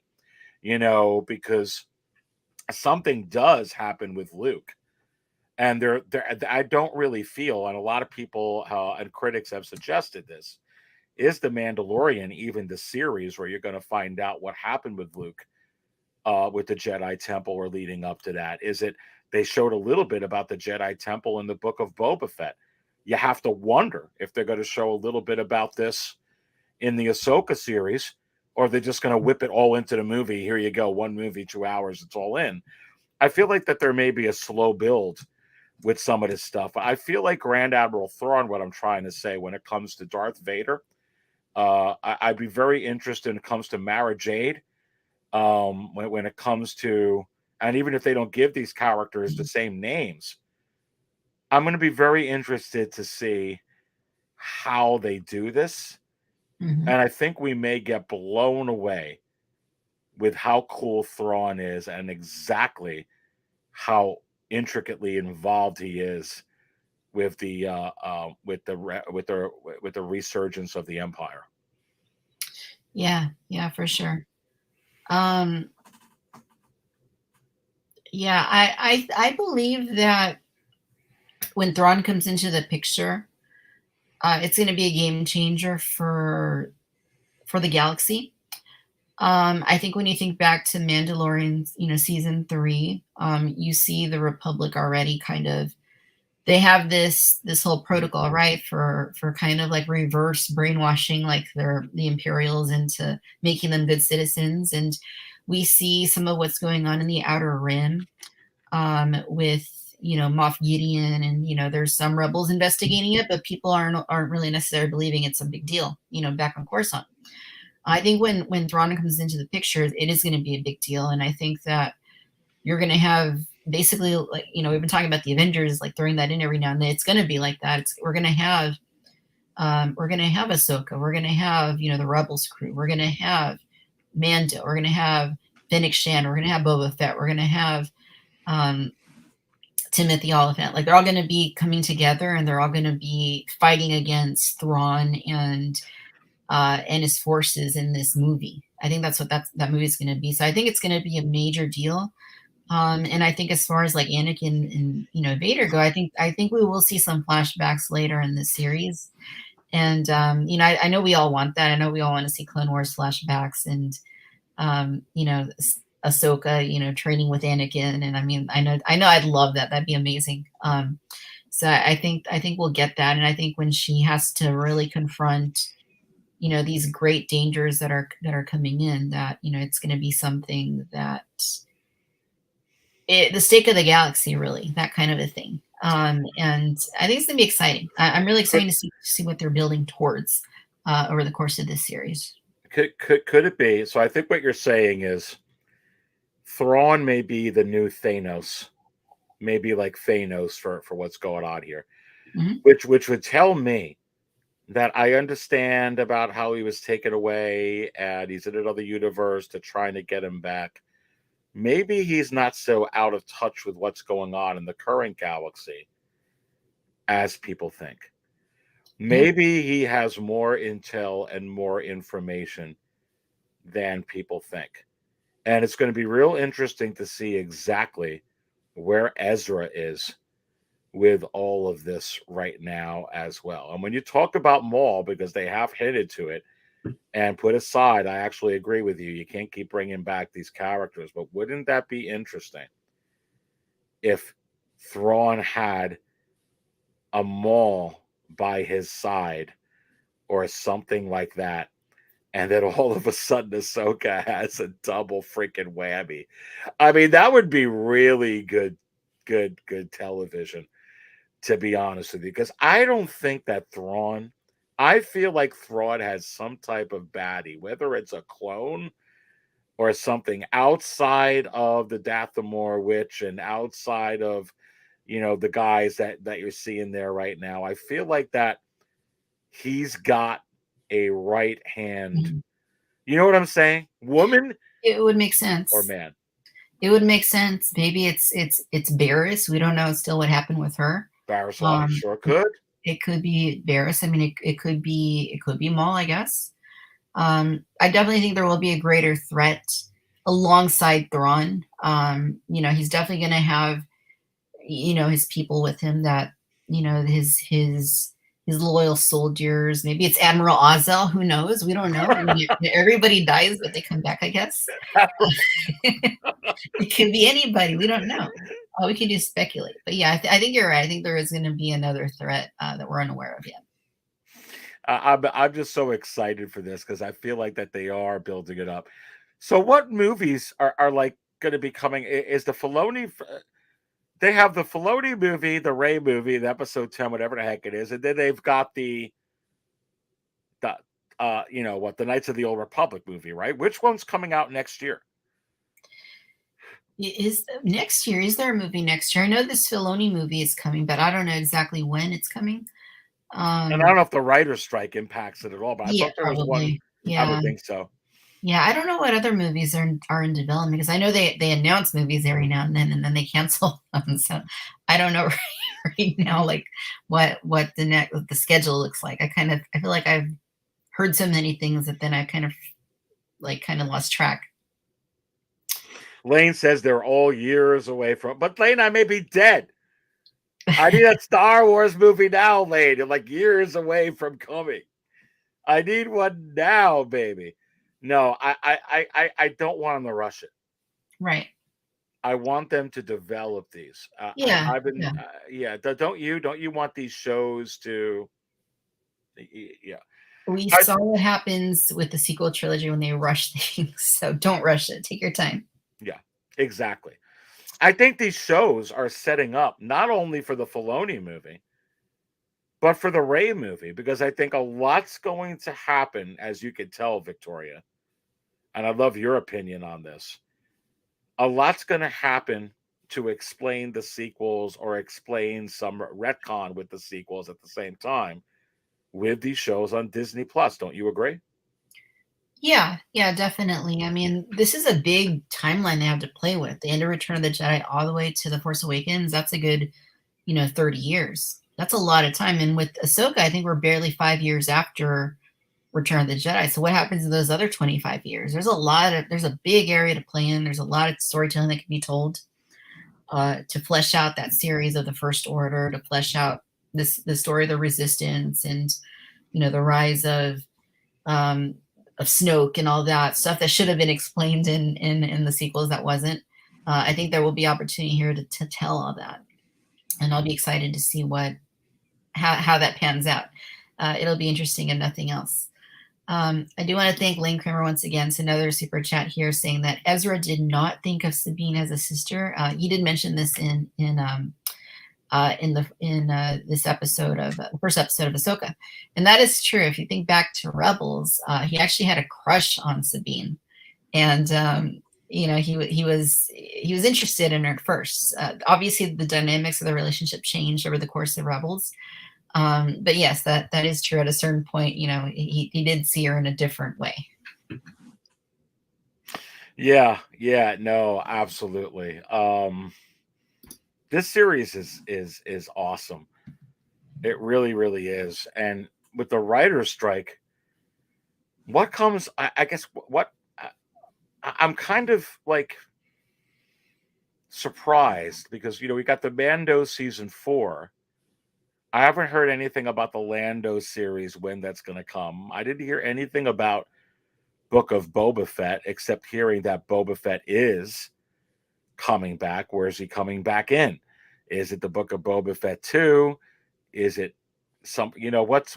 what do you think comes on next? Is it just I guess Andor and the Mando season 4? Is it the Acolyte? Like the writer's strike, I wonder how long it's going to postpone a lot of this stuff. Yeah, I mean, we may see him in Ahsoka, honestly, if she needs, more Mandalorian. I mean, she's got Sabine. Sabine has the connections, presumably, to some of these other Mandos, right? So, and so does Ahsoka too, with knowing Bo-Katan. But I definitely think there's room for Boba Fett to come into the story, and if we don't see him here, there is another season of Mando that has been confirmed, right? So we may see him there again, or in another Boba Fett season. But I definitely think this big movie they're building up to, he will have a pretty vital part of that story. So we'll definitely see him again. Maybe more helmet on, maybe a little less helmet off. But he will be coming back. We'll definitely see more Boba Fett. I'm pretty confident in that. I've been hearing some rumors that this may be, and I think that nobody really knows. Oh, only one season of Ahsoka. I mean, I don't think anybody really knows, right? I mean, I would hope they would do more seasons of this. I mean, at least it's starting off with a bang. I, I feel like that this could be an ongoing series, don't you? Yeah. Where like the Obi-Wan one, it felt like it was like a bridge, just to kind of show you what happened. And although I would love to see what happens with him and Qui-Gon and get more. I love the ending of that Right. when Liam Neeson came in, but Yeah. I'm enjoying this Star Wars stuff. But I don't know. I want to see more. I feel like I'm just I want more of it. I want like more and more that they could come out with. Yeah, I mean, I would love that. I mean, I think at least 2 series a year is great. We had Mando season 3, now we have Ahsoka. I think that's awesome. I think if we could get at least 2, seasons each year of a show, then that'd be great. I would love that. I know they're doing the Lando show now as well, or it sounds like they're doing the Lando show. I haven't had like any official updates in a bit. But yeah, I mean, I'm all here for it. I think the main story right now is going to be this Mandoverse thing. This is what there's so many things in this universe, and this timeline, this part of the timeline that are being fleshed out purposefully for this film. So I think that's going to be the big payoff if you're keeping track of all of these series. And yeah, like you said, like Kenobi, Andor, like those are kind of taking place in their own corner of the galaxy that doesn't tie into this story, but also very important, of course, because they involve pretty critical events that happen in the galaxy. Do you think Bo-Katan is going to come in here because of Ahsoka? What do you think? It could be. We could see her again in this season of Ahsoka. If not, I definitely think she will be back in now that she's leading Mandalore. I think she will be back. Right? It'll be either not Ahsoka. I mean, there's other opportunities in the next season of Mando and the movie. I think we'll definitely see her there. But yeah, I think she'll definitely be back. All right. So, yeah. So, I know we could go on talking about Ahsoka for a long time, but we do have a couple other topics we want to cover. So that said, Aries, I know that you're a big fan of a little line that is also known as the sixth scale. Yeah. And of course, we would not be able to have a complete episode if we were not talking about a little bit of Hot Toys news. So I definitely want to make sure that we highlight some stuff going on in Hot Toys. So last week, I was talking with Toying Around, who is another YouTube channel, and we were talking about. We did touch on what had been going on with the Artisan Joker and the Artisan Anakin. Mm-hmm. So, but now that I have you here, I want to kind of touch on that once again. So this Artisan series is kind of Hot Toys' response to InArt and what InArt is doing with their six scale figures. They Right. have the DC license, but they can't sell them in the US, right? They sell them outside the US. Hot Toys is able to sell their stuff in the US, but what we're seeing them do is try to kind of match what InArt is doing. So with this Joker, as an example, this is the Artisan edition of the Joker. And he has the rooted hair. His face makeup's a little bit different. His tailoring seems to be slightly altered. And what they want to do with these is kind of cater to a more discerning Hot Toys collector, which if you're already collecting Hot Toys, you're pretty damn discerning as a collector as it is.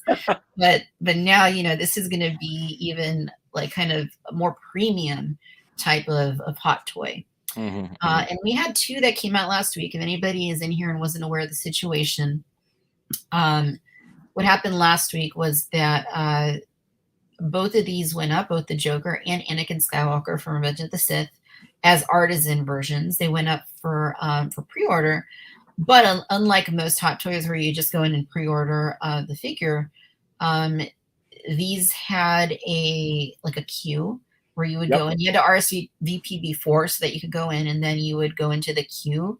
Mm-hmm. And both days, even though the systems were fairly similar, had very different results. The Joker, I feel like most people that wanted this Joker were able to get it. Was that your observation too, Aries? I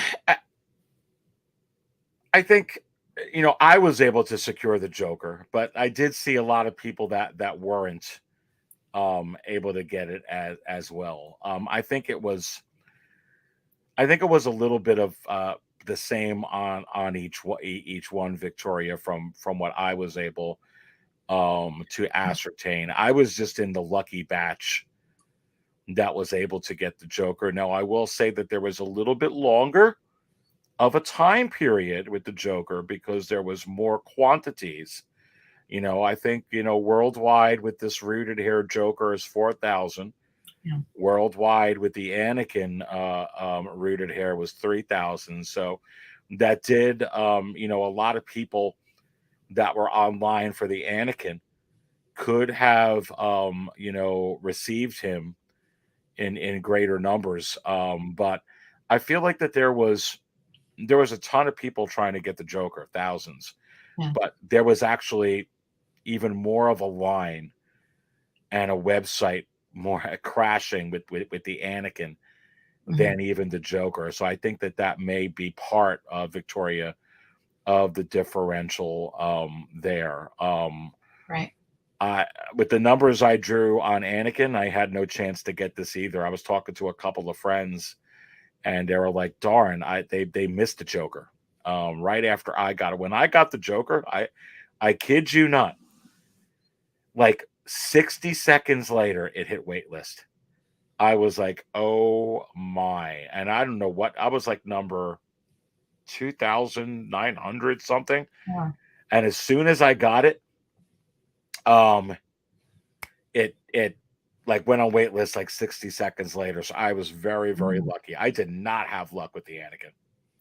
Yeah, yeah. I also got the Joker, and I think when I was on your show last week and we are talking about these, I predicted that the Joker would sell out within an hour. I think he was gone in about 30 minutes ultimately when all was said and done. It was a pretty Um, good prediction on your part, though, because that yeah, was very, yeah, very close. Yeah, it was like about a half. It was because that was very bold. It was like because it was hard not to imagine these would be gone in like 30 seconds or that type of thing. right, I I didn't think that that could happen that quick because of the sheer number, which is a very low number, 3,000 4,000 pieces. And I don't think right. Sideshow gets all those 4,000. That's number one. True. So I think Sideshow probably got 4,000 I mean 3,000 of these, which is probably why 90 seconds later when I Yeah, was number 2,994 they ran out. yeah. I think within 10 minutes I had checked out with the Joker. Like I already had him and I was done. So like by 9:10 Pacific time. But it was a pretty painless procedure. Like, I went in, and, I got into the queue and it was pretty easy. Um, I think what also helped the Joker is that, he did release alongside a collector edition of the Joker. Yes. Even if you couldn't get the artisan version, you did have a backup version. You had the regular edition, collector edition that you could also get. So, obviously, if you wanted the artisan and you didn't get it, that's a disappointment. But, there was this version, as a consolation prize, so to speak. With Anakin, however, that was not an option. There was only the artisan version, and I think that one. What was that limited to? Was it 3,100 pieces? I heard it was 31. I heard it was 3,000 though, but let's just say 3,000. I think it was. It could have been 31, but then I kept hearing 3,000 too. So it's one or the other. But I would say, yeah, 3,100. That's it though. So Yeah, Sideshow probably got uh, 2,000, I would guess. yeah. So this was a disappointment. Like Anakin, I know I said this on your show. Like Anakin is my favorite character, Anakin/Vader, and I really wanted this. I would have sacrificed the artisan Joker to get this version of Anakin, and just happily taken the collector edition Joker. So I was super like massively disappointed to miss out. This one, I think I had said on your show would be gone in 5 minutes. Actually, lasted a little bit longer. It was sold out within 12 minutes. But But it, you're pretty close. And because um, the website was just so yeah. yeah. So yeah, that was a problem. The process with going on was different, right? Because instead of a straight queue, there were so many people trying to get in that the site crashed, and they had to like reload and say, oh, actually, they were posting updates. It'll be up 9:15 instead of 9 o'clock. Yeah, tell me, I was like Um, 1,700 and then I went to like 6,000. And yeah, I was like, I got no chance to get this. right. And then it said that there was also a note on there that it was going to be like random. So it's kind of like, well, is it random or is it a queue? So there was some confusion with that. And then yeah, like I almost got this. I think it said there were like 40 people in front of me. It said you have 1 minute remaining till you can get in. And then they posted that message that it was sold out. So I was Oh like, god, that's so oh, so frustrating. painful. It is. But I'm happy for everybody that did get it. I'm happy, I'm grateful that I at least have an Anakin. I have the original version. And like we were saying on your show, it's entirely possible they'll re-release this as just a regular collector edition. And if they do, then I'll be quite content with that too. Yeah, no, this is a this these figures, the Joker, this Anakin, are two of the best six scale figures I've ever seen ever. And I mean, even if you scroll down those pictures a little bit and get even other angles, I mean, every angle you look, that I mean, it just looks like you're looking at. I mean, just look at that. I mean, it's like, how do you? I mean, and that's a toy. You want to talk about how far action figures have gotten since 1977 and Kenner. Holy smokes! So here's the thing. You know, I think that the mechanism for this artisan line that they had a queue, you didn't even have to RSVP. And you see, yeah, Mary there, she missed out on the Joker, but got the Anakin. So it was the other way. Victoria, I think there was just more a larger demand for the Anakin, and so it crashed. But and also people realized and learned, Victoria, too, what Mary was saying. You learned the first day about the Joker, so Yeah. people were more prepared the second day, and I think people were Yeah. opening up every browser on every computer that they had. And it probably caused a little bit of a riffraff there. But anyway, I mean, these figures are unbelievable, and it brought such a buzz and excitement to the six scale collecting a community like I've never seen since I've been collecting these. Yeah. It's a buzz like what's going on with HasLab and what they're doing there right now with the Ghost, and before that uh um the other ships and stuff that they have. This is it created a gigantic coming together party. And there was like, it's almost like, if you remember, we would go to Toys R Us, or and Midnight Madness, and you'd camp out for hours, or early that morning, and for some folks the day before, and you get to meet new people collecting, and you're so anticipating, what am I going to be able to get? I hope I get this figure. I don't have to chase that one, and these cool collectibles, what are they going to unveil? And I kind of had that same mojo, Yeah. had that same formula. And I love the way that they did this. The thing is I batted 500. I was 1 for 2. And if they do this 6 to 8 times a year, which I believe that they're going to do, um, if they do it 6 times a year, I figure I'll bat, I'll get 3 out of 6 or 4 out of 8, or maybe not even that good with that. But I'm not going to get every single one that they do. And I think that for the most part, it is going to be available like the Joker was, in two variations. You can get one that's not artisan, that just has a sculpted hair, and you can get one that is artisan like this. I think it's very interesting and a different story as to why they didn't allow that with this Anakin. But this is a figure for me that, while I'm disappointed I didn't get it, I was still so excited for everybody that didn't excited about this. I am going to get this figure, so it doesn't matter to me. Once this comes out, I will get it on. This is, I won't get every figure, but this is, I'll get it.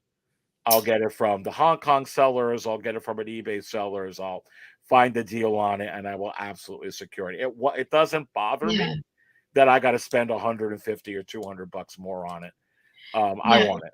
Yeah. It's like you were saying on your stream the other night, like it's like the vinyl cape jowl, right? It's a collectible that's a collectible that, you may not, a lot of people may not feel they need, but if you're like that's something that you own because you were passionate about that specific release. Hmm. So you acquired that. And you were saying in your stream that it's like the Hot Toys, right? If there's certain things that you're, you really want to own, it's the kind of thing that, you'll do. And you were telling me just before the stream that there was actually another collectible that you recently acquired. Do you want to, or tell everybody what that was that you're getting soon? Well, I should be. I'll be getting it in early next week. But the Warner Brothers 100 Hot Toys Wonder Woman, which is also has this wool rooted hair technology, the very first one. Now, it's not an artisan, it's a Warner Brothers 100 exclusive edition, but it's kind of like your first one of these. Obviously, the Anakin and the Joker come after that, but um, I am building a. I've got the Christopher Reeves Hot Toys Superman, and a DX19 Christian Bale Batman, and I'm collecting my most favorite DC characters. So that is the uh, that Gal Gadot Wonder Woman is one of the best figures I've ever seen in my life. Yeah. And so I absolutely had to have it, and putting her next to Christopher Reeve is going to be absolutely unbelievable. So I'll be putting a review on that when once I get that, and talking about it on Six Scale Cantina in the channel, and giving my opinions on the first wool rooted hair from Hot Toys. I am so stoked on that. But the reason for this is Anakin. The reason I wouldn't get like every Star Wars. I don't need rooted hair, to be quite Mhm. frank with you, on every darn figure, and I don't want it. But Yeah. Anakin, this was the Revenge of the Sith. Has that hair flowing that way, and this is Darth Vader, so a pivotal outside of Luke, maybe the most pivotal Star Wars character. And if this is the best action figure I've ever seen for Star Wars, Yeah. how do I not get this one? Right. Yeah. No, you're right. And I'm really jealous that you got Wonder Woman, and that is one that I will track down for sure. I may wait a few months until the hype kind of cools down just a little bit, and then I'll pull the trigger. But I definitely want her, and again, hopefully I'll find a way to add them to the collection too. And I do apologize. My little friend here is been asleep under the desk for most of this stream, but now she's kind of becoming a little a little restless, so she's in my lap now. Um, but yeah, no, this Anakin looks great, and like you said, there is a lot of this created some genuine excitement in the Hot Toys collecting community because there was a lot of excitement for it. There's a lot of conversation going, and this is something new for Hot Toys to try out, and maybe it'll lead to some new products down the road that might be similar to Artisans, but maybe some stuff that'll make its way into just regular collector editions that we might all get excited for. Let me Um, ask you this, Victoria. yeah, Why did the Joker get a sculpted hair version and this didn't? What's your opinion? Why does this not have a sculpted hair version? I think probably I would say because the last time Hot Toys did the Joker was what, a decade ago. It's been a long time, and I think because he hasn't been out, they have had time to hype up the excitement for that character. They did Harvey Dent Two Face, like 2 years ago. Then they did the Dark Knight Rises Batman, then the Batman Begins Batman, and then Catwoman, then Bane. So it kind of made sense, that the Joker would come back in some capacity. I think I'm trying to remember when Anakin was released. I want to say that was like what, 2018, something like that. Yeah, and they Um, did do the Clone Wars one too. and they did a Clone Wars one, true. So and the Attack of the Clones one is coming. So I think that's probably part of it. I think Single Songwriter made a point in here a little while ago that the Revenge of the Sith anniversary is coming up in a couple of years. So, that might be an opportunity for them, as we've been seeing with Attack of the Clones or Return of the Jedi, for them to want to issue a focus on Revenge of the Sith that year. So that would probably be my guess, would be the time when we will see a new Anakin, a new Obi-Wan, maybe a Padme from Revenge of the Sith, some of those characters, and another Dooku, maybe another Yoda, that kind of thing. Yeah, no, I think it's and it's this is a brand new head sculpt with roller guys function. Yeah. But I'm wondering also as well, I think that you're right. Is it because they're also planning a Darth Vader edition? Meaning, they called it Dark Side Anakin before. And actually, they did that. It was very interesting. They put out this Anakin figure that had the sculpted hair for Revenge of the Sith. And then shortly right after that, they said, "Here you go. Here's a dark side version," which was the same exact figure, except the eyes were orange, Sith eyes. And it had a cool base, and it was an exclusive. So you have to wonder, is it possible that also part of the reason is, hey, we're gonna give you a dark side version. He may even show up because she mentioned about with Order 66 and how she had to move away from him. Maybe like in the in the Obi-Wan series, maybe he gets a flashback like this in the Ahsoka series, and all of a sudden here's another artisan of a Sith version. I mean, you would think like, Yeah. oh, why would they do that? But the way that they're coming out with, uh, and you see this as well with Hasbro and stuff, but so many iterations of Batman, Christian Bale, or Spider Man, or Iron Man, left and right. Like every week, you get a new Iron Man, you get a new Spider Man. I could absolutely see them saying, "Hey, by the way, here's a dark side edition," and honestly, they could even call it not even an artisan, but they can do like what they did with the Wonder Woman. It's a Warner Brothers 100. Yeah. They haven't done a Disney 100 Star Wars yet this year. True. I hadn't And thought about that. they could call it Darth Vader. They don't have to call it. I always wonder why they call him Dark Side Anakin. It's like with the first release Hot Toys. I'm like, what Well, is that? once Palpatine says, henceforth he shall be known as Darth Vader, he's Darth Vader. Like, end of story. So they could give you. Why couldn't they do a Hot Toys Disney 100 Darth Vader before he was burnt? And with the glowing eyes, my God, that figure would be. But I'd hate to chase that one. Oh gosh. Yeah. I know. I'm imagining like, yeah. Oh man. Um, JJ, how's it going? Love the helmet and the dog. Yeah. She's asleep in my lap right now. I'm feeling it on my leg, the weight of her right now. Also want to point out Britt mentioned something here. Guess there's no data yet on how well the rooted hair will hold up. I mean, that's a good question. That is something that I've wondered about. Like, I know I showed this the other day on your stream. It's my consolation prize right now for Wonder Woman, but I do have the Justice League Wonder Woman here. Ooh. And she has rooted hair. It's not the wool rooted hair they're doing on the artisans. But I mean, I haven't really touched her hair, and it looks all right to me. I haven't. Yeah. I It mean, looks all right for sure. Looks great. Yeah, I don't know how. I assume that with the rooted hair that they've done a lot of testing and all that kind of thing. It's kind of like, it's a great question from Britain Toyland. I mean, Brittany, who knows? I mean, it's kind of like pleather on these figures and other things.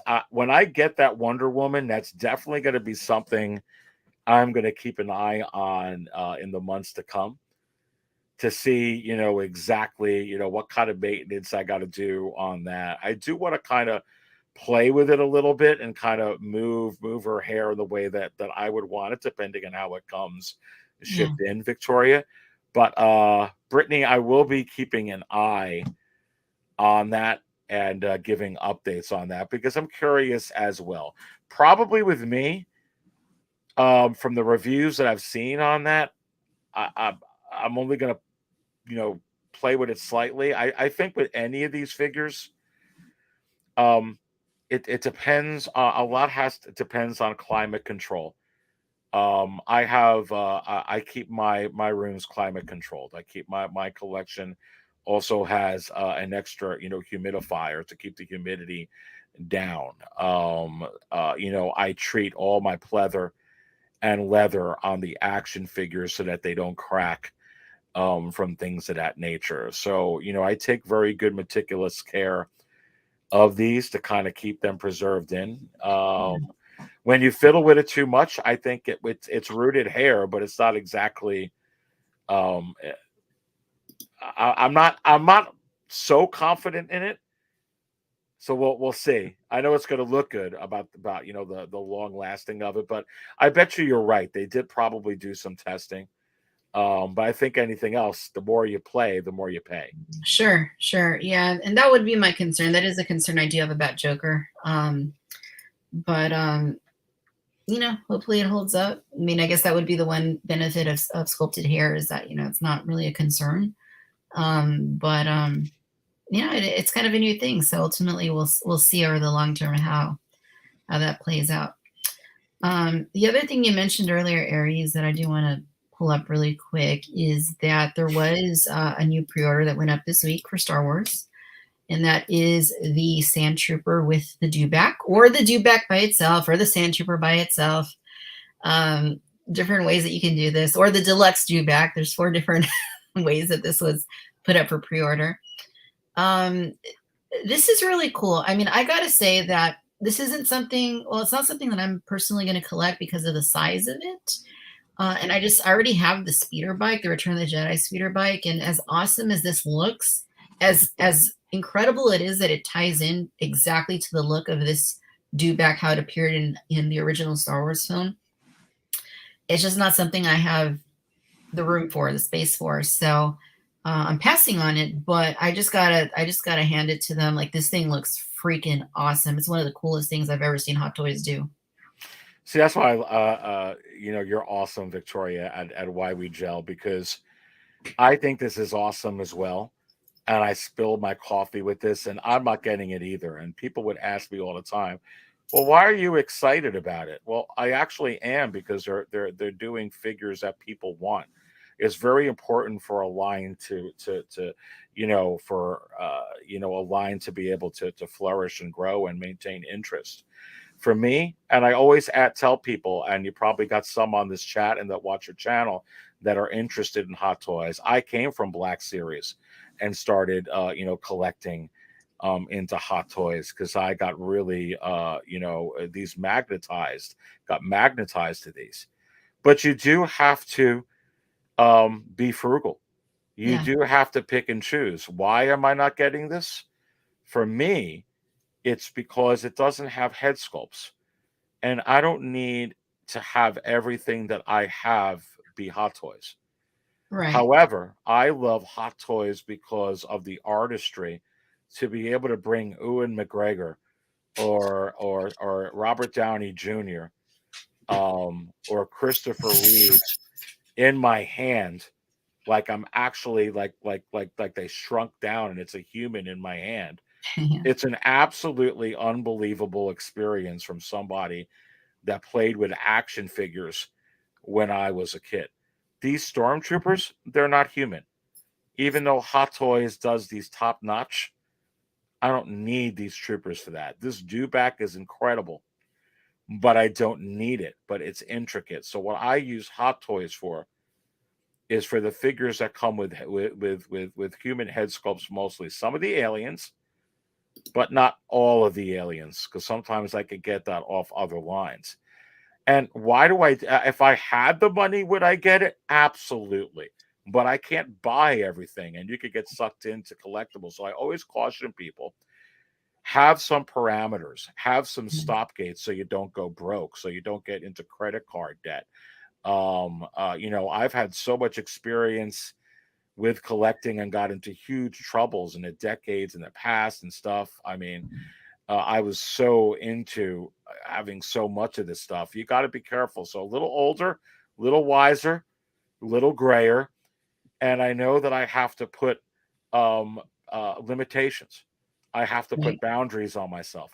And as much as I want to get this, I need to hold. And even with Star Wars, I don't get every head sculpt from Hot Toys because I can't afford it.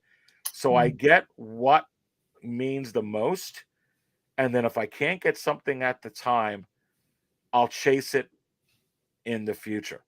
But yeah, I love that this gives me hope that we're going to get Luke and Han on a Tauntaun from Hot Toys, which will be one of the most unbelievable releases for any toy and action figures of all time. I really, really right. believe one of the next sets you're going to see, Victoria, is from The Empire Strikes Back, Tauntaun, Luke, and Han. I really, really believe it. Yeah, absolutely. Yeah, for sure. I mean, you really do got to pick and choose. I mean, I salute those that buy every single, Hot Toys figure, every single Star Wars. And there's some that buy all of them, right? The Star Wars, the Marvel, the DC, like all of it. And that's cool. But I think when you do curate it a little bit more and you do kind of pick and choose, it makes it a little more meaningful because you are investing in those pieces that truly make you happy. So that is really, really cool.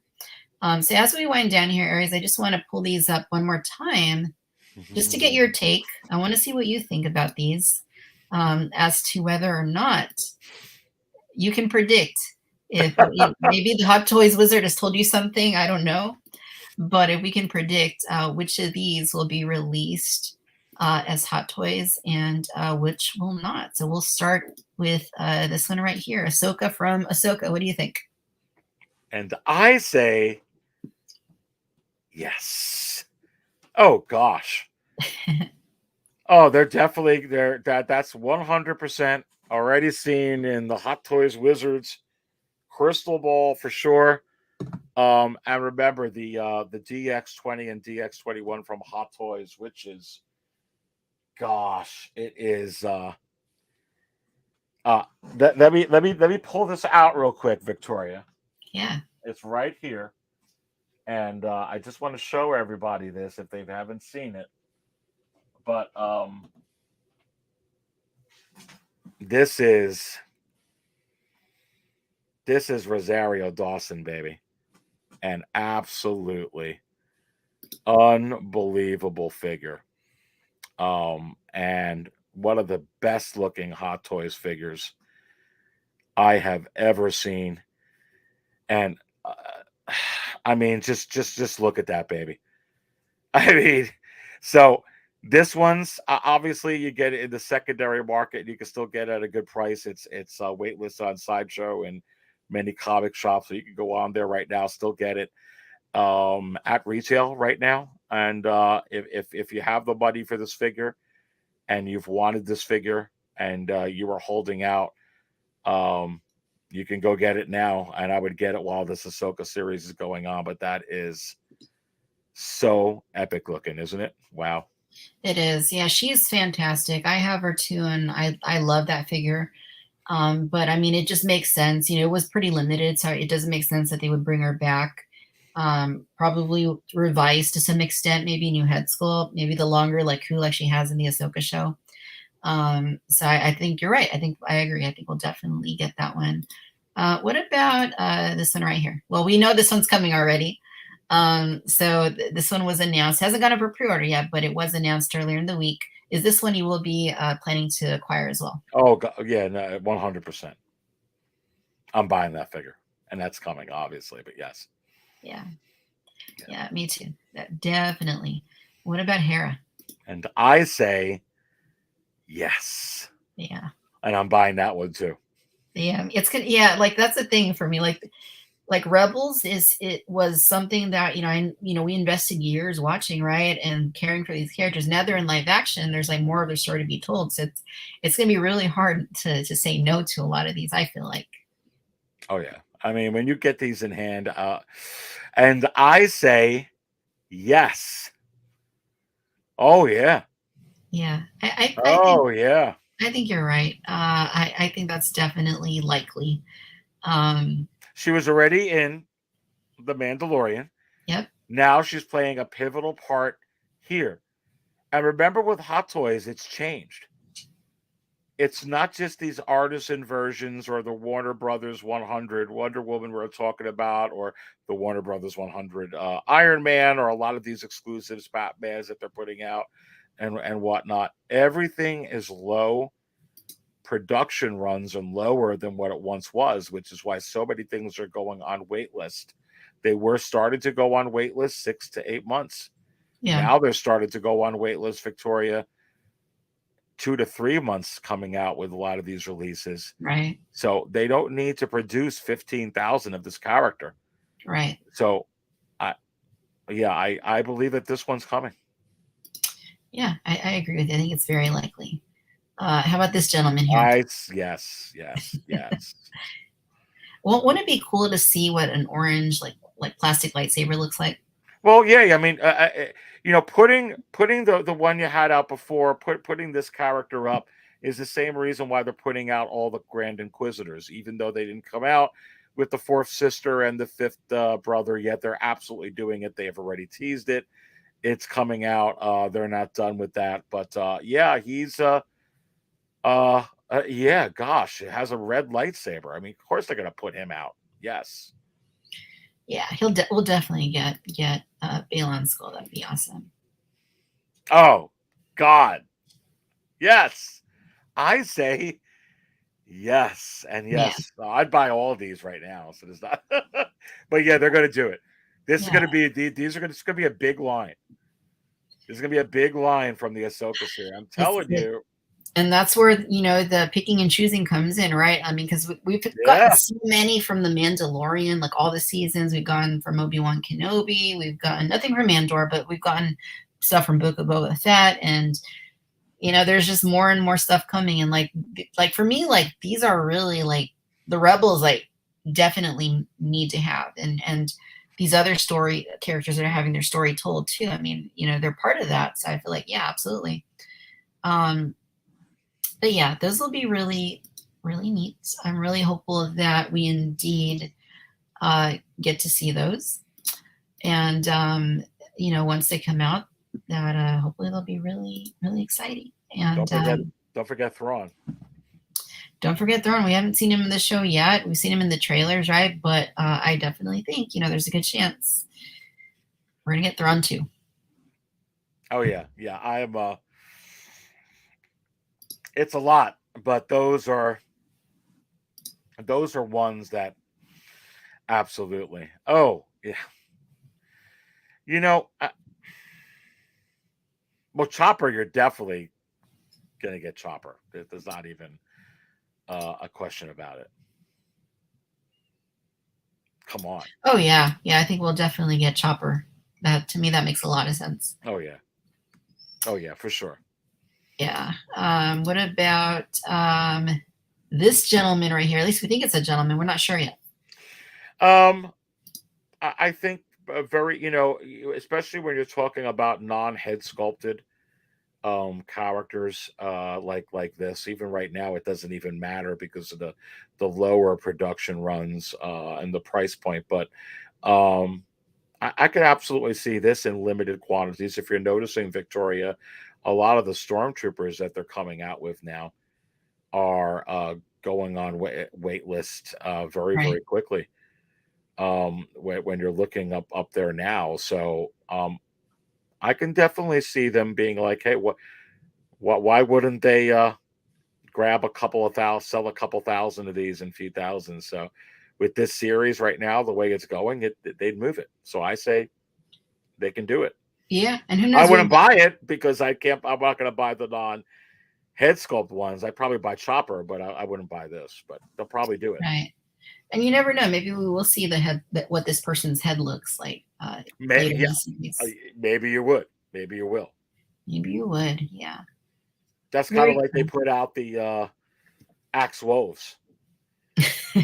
We're not, look how much that they teased on the Mandalorian just last month, a couple months ago. Holy smokes! I mean, coming out with all of that, um, and so they're going to be giving you Axe Wolves with the head sculpt here any week, which is going to be Yeah. real interesting because you still got the other one in stock. They already teased another armor. They've already teased the rooted hair Bo-Katan. Don't forget that. I don't know if you've seen that, but they actually teased already an artisan Bo-Katan. Yeah. So It'll be interesting to see. And I got one question for you. If they do an Obi-Wan artisan and he has the rooted hair, does he also have a rooted beard? aha! Wow. Gosh. You know, I'd like to see it. What did your I tell you what, it would probably look absolutely unbelievable if they rooted it and it's done right and it's not going to fall out. With this wool technology and what they're doing, I think it look. Don't you think it looked maybe funky if the hair was rooted but the beard was sculpted? Yeah, I don't think I need to see the beard being rooted. I don't know. It's a good question. We'll have to see. Maybe Um, eventually they get to a point they're rooting the arm hair out and everything. Like, yeah, I think one of the ones that they're going to do is Luke for sure. I yeah, do. oh yeah, yeah, I think I so. I'm surprised we haven't had a the 40th of Luke yet, and I think that I think that they're waiting for right now with this Ahsoka series. You're going to start seeing a lot of this stuff drop over the next couple of months with the 40th anniversary Oh yeah, of Return of the Jedi, the 20th anniversary of the Clone Wars, and also, like I mentioned earlier in your show, we haven't gotten the Disney 100 Star Wars yet, and I think they're going to do something with that. And I think it would be, I think that there's some you can do Luke, obviously. You can do Darth Vader, Anakin, obviously. You could do Mandalorian. You can do Boba Fett. Um, but I think with that one, you could do Han or Leia too. I think that they qualify. yeah. No, that's a good point. Leia, A New Hope is an amazing figure. That was my very first Hot Toys. But if they came out with an artisan A New Hope Leia, oof, that'd be cool. Yeah, or Queen Amidala. Oh gosh. I know. We need that, both of which we need. All right. Well, awesome. Aries, we've been going for a while here, so I know it's late over on the East Coast. It's getting late here too on the West Coast. But I do want to, so before we wrap up though, I just want to give a last opportunity. If anybody has any questions for you or for myself, place them in here. I did put out an Instagram story asking for questions there, so I will read through those really briefly. So Toner426 asking, are you going to add at some point to your selling page on Instagram? And the answer is yes. I need to do that. Thank you for reminding me. I haven't had a ton of time to do that. Yes, I will be doing that. SG Medic is asking a number of questions. I'll focus on this one. Snow cones or Slurpees? Okay. Well, snow cones where I grew up were a really big thing in Texas. There was like a snow cone booth like on every corner, it seemed like. So I would say snow cones probably. Brute's Laughter is asking thoughts on the Vintage Collection 8D8's limited articulation. So for this one, Aries, 8D8 is coming to the Vintage Collection, and which is awesome. Unfortunately, it doesn't have articulated elbows. And the reason that they gave was that the plastic was too, his arms are too like narrow to incorporate a joint there, which they've done IG-11 to fantastic results. They've done Battle Droid, so I'm not sure that I agree with their reasoning. So that would be what I would say is that, you know, I don't agree with what they're saying about that. I'm happy he's coming 88, but I disagree. I think they could have incorporated joints into that figure. Question here from Tim202 asking, what is the most recent Hot Toys that I have picked up? And that would be the one I posted photos of. I think it was over the last weekend. It was Cad Bane. I got Cad Bane with Toto 360, and it's an awesome figure. I love it. That would be the last one that I got. And then one question here from Janie ST1 asking if I'm going to buy the new Jurassic World line of attack packs. And so these were just pictures just went up of these this week. And so Aries attack packs are like the lowest level of the Mattel Jurassic World toy line. They're like the $8 figures. If I'm going to be buying those, probably not. I'm probably going to pass on those. I'm trying to cut back on some of the other things that now that we have the ideas of what's coming in Hot Toys for Ahsoka, I got to cut down on some of those other lines so that I can focus on making sure I get those. So probably not going to get those. But thank you for the question. Thanks to everybody who sent No, questions here on Instagram. you gotta have parameters, like we were saying earlier, right? You Yeah, gotta, yeah. yeah. I mean, if I could buy everything, if money was an unlimited resource and space was an unlimited resource, I lived on a 100-acre ranch with a 10,000 square foot house, then sure, maybe I would buy everything. Sure. But Or if you were like the emperor and you had unlimited power, Anyway, yep, totally. Um, and then as far as in here, Brett says Obi-Wan's hair game might be too strong to properly capture in toy form. That is true. Obi-Wan's always got great hair, no matter what, how he has it styled. Is 88 a new sculpt or an old sculpt? No, it's a brand new sculpt. So that's kind of even less reason it should not have those joints that yeah, I agree. that it needs to have. I mean, it's TVC, right? It needs to be cutting like top of the line. So it's too bad that it's not. Big Obi-Wan agrees that they dropped the ball in that one. Yes, they sure did.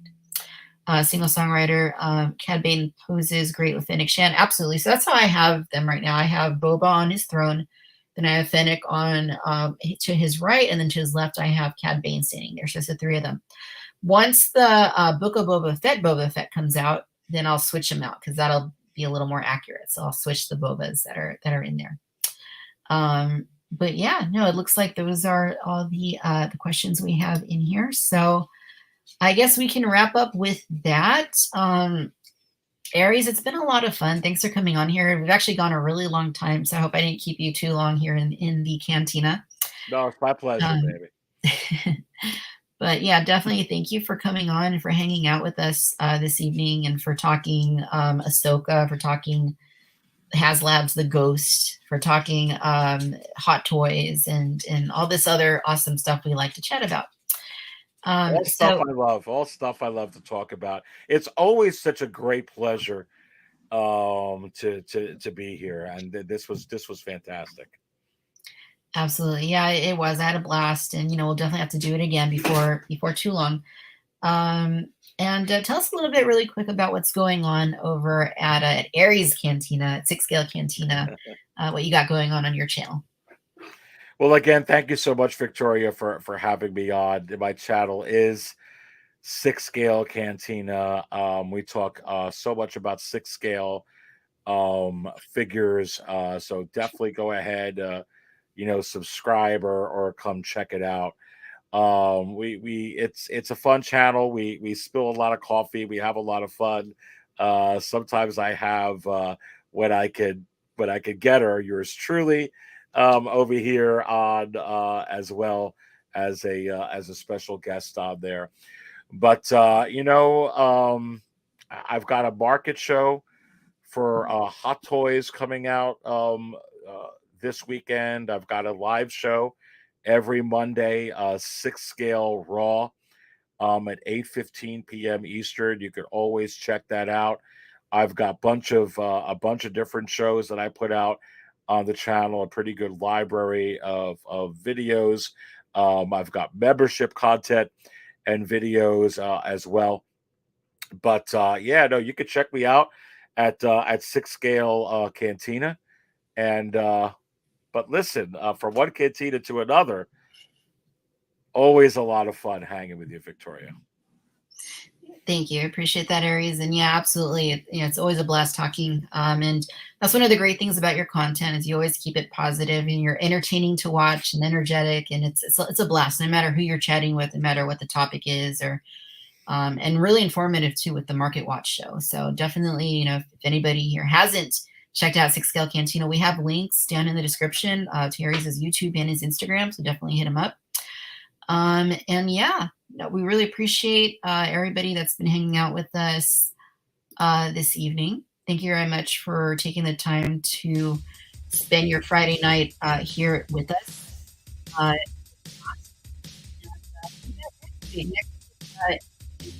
have Dave and Grumpy Tom, who have not been on the show for a while, but who are also a blast to hang out with. And I'm sure there'll be talk about the paranormal. It always goes there for some reason with those two gentlemen. So we'll be talking aliens and ghosts and all that kind of stuff for whatever reason at some point. We'll be talking Ahsoka. We'll be talking whatever the news is next week for Star Wars collecting. So, my friends, thank you for tuning in no matter where you are out in the galaxy. We appreciate you hanging out with us this evening here in Victoria's Cantina. Take care. Be well. Be safe. Have a great weekend. And may the Force be with you. We will see you next time. Bye.